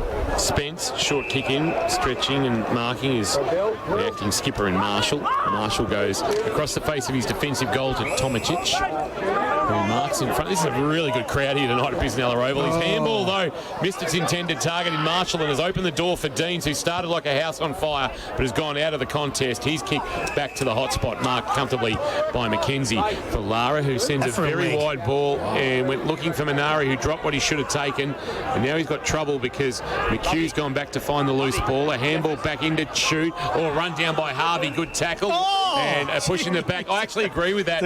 Having the glasses on that was a push in the back. Good decision by the umpire, who was right on the spot. Handball to Boris, who kicks inside forward 50 from behind Tomicic, the spoiler. Walker loitering in front of the pack. Ferguson picked up a loose ball for the Tigers. That's a free kick for a hold. Is it going to Grovedale? Umpire who's pouncing and ready to pay something. Ball locked in. He says, give it to me, I'll ball it up. About 30 out from the Grovedale goal. They lead by 37 on the K-Rock final quarter Harvey Norman scoreboard. The Tigers 10-10-70. Lara 4-9-33. So Ferguson up against Tomicic in the ruck contest. In fact, no, it's going to be Purdy who got down there. Ferguson got it down. Pack develops. Schaefer over the top of it. And, gee, the umpire had the whistle in his mouth for about 30 seconds and didn't pay anything, and now has paid a ball up. So we're going to do it all again, about 25 out from the Grovedale goal. Ferguson goes up, tries to take it out of the ruck, Abbott style, gets it to the side of the pack. Deans is across there. And free kick found for a leg. And it's going to be a free kick to Grovedale. Well, it's not hard to leg somebody whose feet you can see on their driver's licence. That's true. That's true. Oh, no, Kingy said that. Speedy. Lockie Hayes hasn't caught up with me yet. No messages or no, nothing yet. So Nathan Deans, he's going to have a set shot for goal from 25 metres out directly in front. He's got one this evening already. This for the 11th for Grovedale, straight through the middle from Speedy. His second, 11-10-76. Grovedale, Lara, 4-9-33. Harvey Norman, K-Rock. Final quarter scoreboard. And it's got a nice little message from one M. Forbes who said, can you come and take kicking practice on Tuesday night? I will defer to this man here in the expert's chair. Thanks to the Sporting Globe. Go to my website. Go to my website. Likingkickstraight.com. There's some money in that. There's some online tutorials as well. Goodness gracious. Back in the middle with Grovedale seemingly in control. Abbott and Purdy went high, but neither won the contest. And then Abbott grabbed it after it sat up on its point. Kick inside forward 50. Ferguson! Hamlin hanger contender coming out, met it fully with the hands at its highest point. And a good grab from Brady Ferguson, and a chance to go back and kick his second, but gee, Abbott just playing like another midfielder, isn't he? A 6'6", 6'7" midfielder that they can't contain. I think it's the fourth clearance he's had in that similar fashion tonight. Makes you really wish Darcy Bennett was still around, doesn't it? To certainly compete against that. This for a 49-point Tiger lead. Ferguson has pulled it to the left. So disappointing finish. It didn't replicate the efforts of the mark. The margin is 44. 11-11-77 Grovedale. Lara up 4-9-33 on the K-Rock final quarter. Harvey Norman scoreboard. Think Harvey Norman for all the big brands at Geelong's best prices. Time to go around the grounds as Dan Weagle has to go and recover the footy. Wins for Adelaide and St Kilda this afternoon over Hawthorn and Carlton respectively. And the Suns lead by 41 over North Melbourne at three-quarter time at Carrara. So the ball comes back to McKenzie. Just wanted to keep an eye on the boundary umpire's little head down here, that little mullet. Beautiful. Beautiful mullet. Goes up, ball towards half-back for Lara. Comes out, Grovedale working hard now, wrapped up. Is that the same boundary umpire? I think it might be. Boundary umpire Lamal? I think so. I think Lamal's back. Never-ending story. And it is. Is that trim if it is? Never-ending mullet. It is sensational, can I say. New style. Yep, he's gone with the short side. I love it. Ball, Cockerell from the ruck contest. Goes long to centre half forward with the kick. Off the side of the pack. Lowther gets it, getting across there. Is Ettridge. He can't pick it up first attempt. Second attempt he can't. Has to get away from Morrissey. Handball over the top. Might get it back. 1-2 with Minari. Now he goes with the right foot kick into the pocket. Over the back. Punched away Grovedale. Have the numbers. Forward again, who's been good all night. Gets it wide to Kerr at half back. Got some support close to the boundary line. And Deans, can he keep it in? He tried to. No, he ran out of room. And it will be a boundary throw in left half forward for the Cats. Really got the legs pumping there, Speedy, but just the ball didn't sit for him to be able to tear along this near side wing.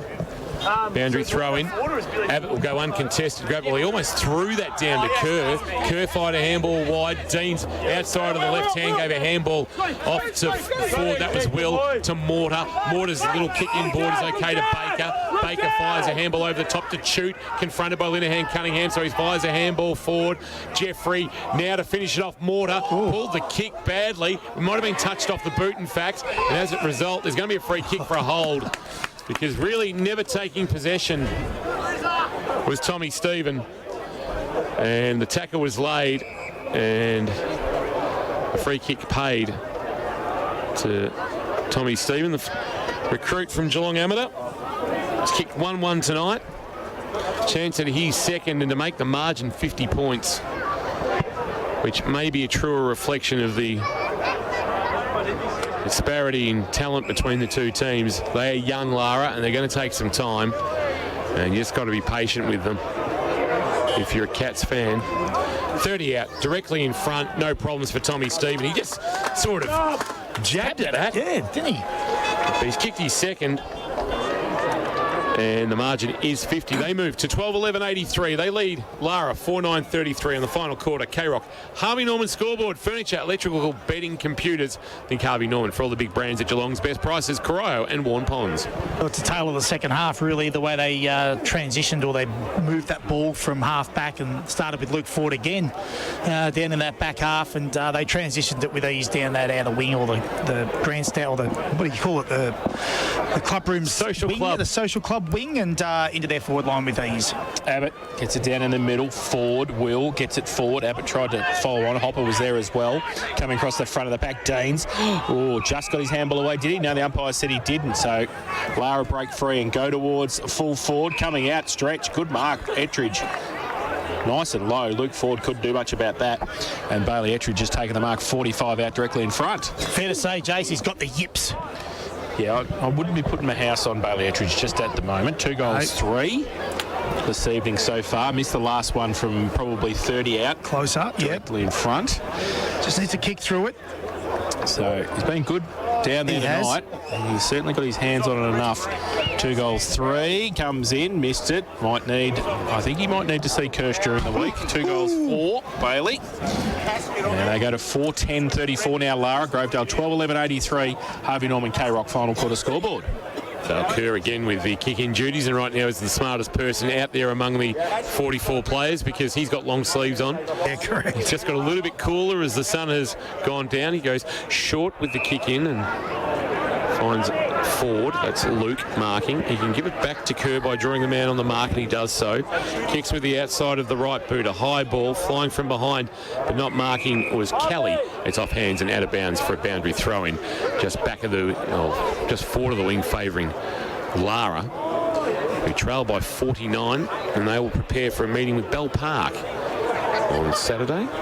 Dragons coming off a very big win over North Shore yesterday. Tapped down by Ferguson, and he won the tap down. Shoot, wrapped up. Linehan Cunningham takes him, and the umpire says, I'll pay the free kick for holding the ball to the former Werribee Central star, last year's GFL Rookie of the Year, Connor Linehan Cunningham. He's got it on centre wing on the outer side. Drills it in. Turned it over though, and Grovedale able to go back inside 50, open as well, and a great stretch by Baker takes the mark. 45 from goal on the left half forward flank in front of the scoreboard. He's got Shoot screaming for it at centre half forward. He elects though to go back. He's kicked 2 goals, 1 this evening, and this would be a fair kick from there. He's got the scoreboard, as we said, is where the mark is. Dan Weagle standing the mark. He's coming in now, left forward pocket railway end of the ground. Baker comes in, pops it high. Nice little 9-iron, goes up into the square. Lara Spence at the back, gets wrapped up in the goal square, and not going into the umpire will come in and ball it up. Have another one here, Grovedale, just to further ram home their advantage. Tapped down by Abbott. Chafer has to lay a tackle, as I think Spence might have been doing the roving. You read it from the ruck contest. He's helped to his feet, the former Cat skipper. Umpire will toss it into the air again. Tapped down by Abbott. Chance to clear a handball over the top. Well, Gunther did well. He didn't take possession. He tapped it to Hopper, but he was beset upon and then slung, and he'll get a free kick. Another former skipper of the Cats, Jordan Hopper. He goes to the leading Davey, who, gee, I tell you what, come back and talk to me about Zakai Davey in about 4 years' time, and we'll be talking about something very special somewhere. Kick wide is a well-weighted one. It's marked by Reynolds as the kick came from Mitch Thar. Goes over the top with the kick out onto centre wing. Sanders takes the mark. Thought about coming back inboard. Just holds it up. Will be called to play on now. He tries to chip the border. Hopper chopped away though. Falls in the arms of Spence for Lara with a long right foot kick to half forward coming out. Ettridge got well blocked for Cockrell too. Cockrell just blocked for him. He's got the yips, Jace. Well, he's 50 out. Torpit, I reckon he goes long with a right foot kick and he will be there. 9. Oh, he's kicked it. Has he? No one celebrated. That was, I reckon that was further left than the last one. But it doesn't matter. It's gone through. He just kicked his third. He doesn't care. And he's got one there, I reckon. The goal umpire says it's gone through. It's gone through. 3 goals for Bailey Ettridge tonight. He took the mark. 5-10-40 Lara. Grovedale 12-11. 83. Harvey Norman, K-Rock final quarter scoreboard. Harvey Norman. Think Harvey Norman for all the big brands at Geelong's best prices. It's fair to say the fizzle's gone right out of this game. Mercy rule now. At the moment. Mercy. Both teams are just moving the ball with a little bit of ease because everyone's a little bit knackered. So Tigers have got Colac on K-Rock football. We have a centre square infringement, do we? So an umpire, one of the field umpires has blown the whistle and the free kick is going to go to the Tigers, doing the ruck work Ferguson, so he'll fire a handball forward to Will Ford, kick inside 50, and that was a little bit too easy with Abbott leading up and taking the mark. Man on the mark stands about 35 from goal. And Ryan Abbott a chance to kick his first of the evening. It's his 100th senior game for Grovedale tonight. His 100th Open Age Club game was last week, but there's one reserves game on his resume that gave him the ton for the club last week. Debuted against Lara back in 2012, round 1. You were coaching the Cats at the time, Kirsch. Was. And he's going to celebrate his 100th senior game with a goal and make the margin again, 49 points. 13-11-89, the Tigers. Lara a 5-10-40 in this final quarter, thanks to Harvey Norman. Think of Harvey Norman. For all the big brands at Geelong's best prices, Corojo and Warren Ponds. even little things like that, Jace, it was a free kick, centre square infringement. It was a slow play. That shouldn't have happened. That transition was just way too easy. Defensively, off the wing, the easy handball over the top. Like, everyone knew it was a free kick, so you've got to be more defensively minded, even when the game's gone. So Brady Ferguson running in the ruck with Abbott forward. Goss for Lara. Umpire throws the ball in the air. Ferguson gets it down. Hopper. Parrish right next to him. Hopper needs to get the handball free and does. And they get the kick around the corner to half forward. Came from Marshall. Now handball on. No mark taken there. The ball spills free out towards half forward. They get around the corner. Stone. Left foot kick deep in towards goal. Is that a mark? Oh, great mark. Hamlin Hanger, and all of a sudden, Bailey Ettridge can't stop marking it. He dropped about half a dozen in a row in the second and third quarters, and now it's just sticky fingers. And he's taken another one in the left forward pocket, about 20 metres out from goal. He turns around, right foot kick, and he has kicked the goal. So he's evening it up for himself. He's kicked 4 goals, 4 this evening, Bailey Ettridge, and probably has ended up taking 8 or 10 marks. I would have thought Kirsch in the forward line. Well, he could have taken 16 for the ones he was dropping early. He's certainly been a bit of a spark or a bit of live wire, at least a moving target up there for them, because they really didn't have that, and they were just looked like in those the latter stages of the last 2 quarters, so they just keep turning it back over to Grovedale's defenders. He's given them a little bit. 17.5 minutes ticked over on the Port Phillip Ferries time clock. Port Phillip Ferries, there's no better way to travel. Umpire puts it into the air again. Goss going up against Ferguson. Well rove there by Will Jeffrey, who's been okay tonight. Kick inside forward, 50. Marking target is Chafer. Spence with a good spot. I reckon Spence has been good. He's been good, yeah. On Chafer in that Geelong Insurance Brokers head-to-head. Might be a points decision at the moment for Spence. Well, we did say if he keeps them to 2, they'll be in this game, but that hasn't really gone to fruition either. But others have popped up. Boundary throw in 50 around from the Grovedale goal. Goss. Ferguson worked his way to the front. This is Davey. Looks like he's having a run on the ball. Gets a left foot kick towards half forward. No mark taken. And the Tigers through Luke Ford now. Go back towards centre, half forward. Lots of forwards. Now Walker gets around, right foot kick inside. Forward 50 for Abbott. Tried to tap it back to Chafer. We want to get back on the left. He goes with the outside the left boot towards the goal square and punched through defensively. The Lara Defence working overtime there. And through for a rush behind to the Tigers. They go to 14-12-96. They lead Lara 6-10-46. Harvey Norman, K-Rock final quarter scoreboard. Weagle has an option short in the right back pocket, decides to ignore. He's now been called to play on, so Baker doesn't decide to run at him. Now he gets the hurry up. Weagle drives it towards right half back. McKenzie's his target. The ball is spoiled, but McKenzie kept his feet and was able to run onto the loose foot. He's got a true centre wing. Drives a kick now towards the marking target in Purdy, and they've got good advancement of the Sharon from full back to right half forward. He's kicked now for the pocket. Can they finish the chain? They can't. Although the mark is dropped by the Grovedale defence. Chance to get out of trouble. Boris lost it in the tackle, and now Luke Ford, neat little kick, will just get the parachute. Genuflex and marks inside defensive 50. Oh, it goes dangerous across half back, but it's okay. Howe takes it. He goes into the middle, and they switch it to Ferguson. Handball over the top. Parrish under pressure. Got the handball over the top. Howe followed it up and helped out. Right in the middle of Bisanella. Back towards Howe, mucking around with it. Wrapped up. And the umpire says, held to him. Tackle came from Matty Spence. Just an injury update from down here. Harvey Morant was having a bit of work done on his calf, a bit of a rub. I thought it might have been cramp, but I've now seen that he's got ice on that. So obviously a little bit of a twinge there as well, so he'll be done. Thanks, Birchie, for St John of God injury update. St John of God, we put you first. Free kick's going to be found in the middle for Lara, and they go short with the kick to Marshall. That came from Purdy. He goes backwards with their handball, and now off a step far towards centre half forward with the kick. Parrish on hands and knees for Grovedale. He's wrapped up. Bailey Harvey in there as well. The umpire will come in. Ball it up at centre half forward. We've played nearly 21 minutes in this final term. Port Phillip Ferry's time clock. Port Phillip Ferries. There's no better way to travel to the footy. 6 goals kicked, so it won't be an extremely long quarter. Tapped down by Abbott from the ruck contest for Grovedale. And then the clearing kick comes straight up the chimney, though, for Grovedale. Now Abbott went to hack it out of mid-air, brought about 25, make it 30 metres for his team as that rolling ball finds its way into the waiting arms of Nathan Deans, who kicks awkwardly on his non-preferred left. Double fisted by Reynolds. He knocked it back inside defensive 50, so he had to go back and get it himself. Shared it with Gavin. Gavin freed the arms, but under pressure. Good tackle was laid there by Walker. It's going to open the door here for Stephen. Tight angle. Wonderful finish. No. I reckon he might have burned a couple of teammates again.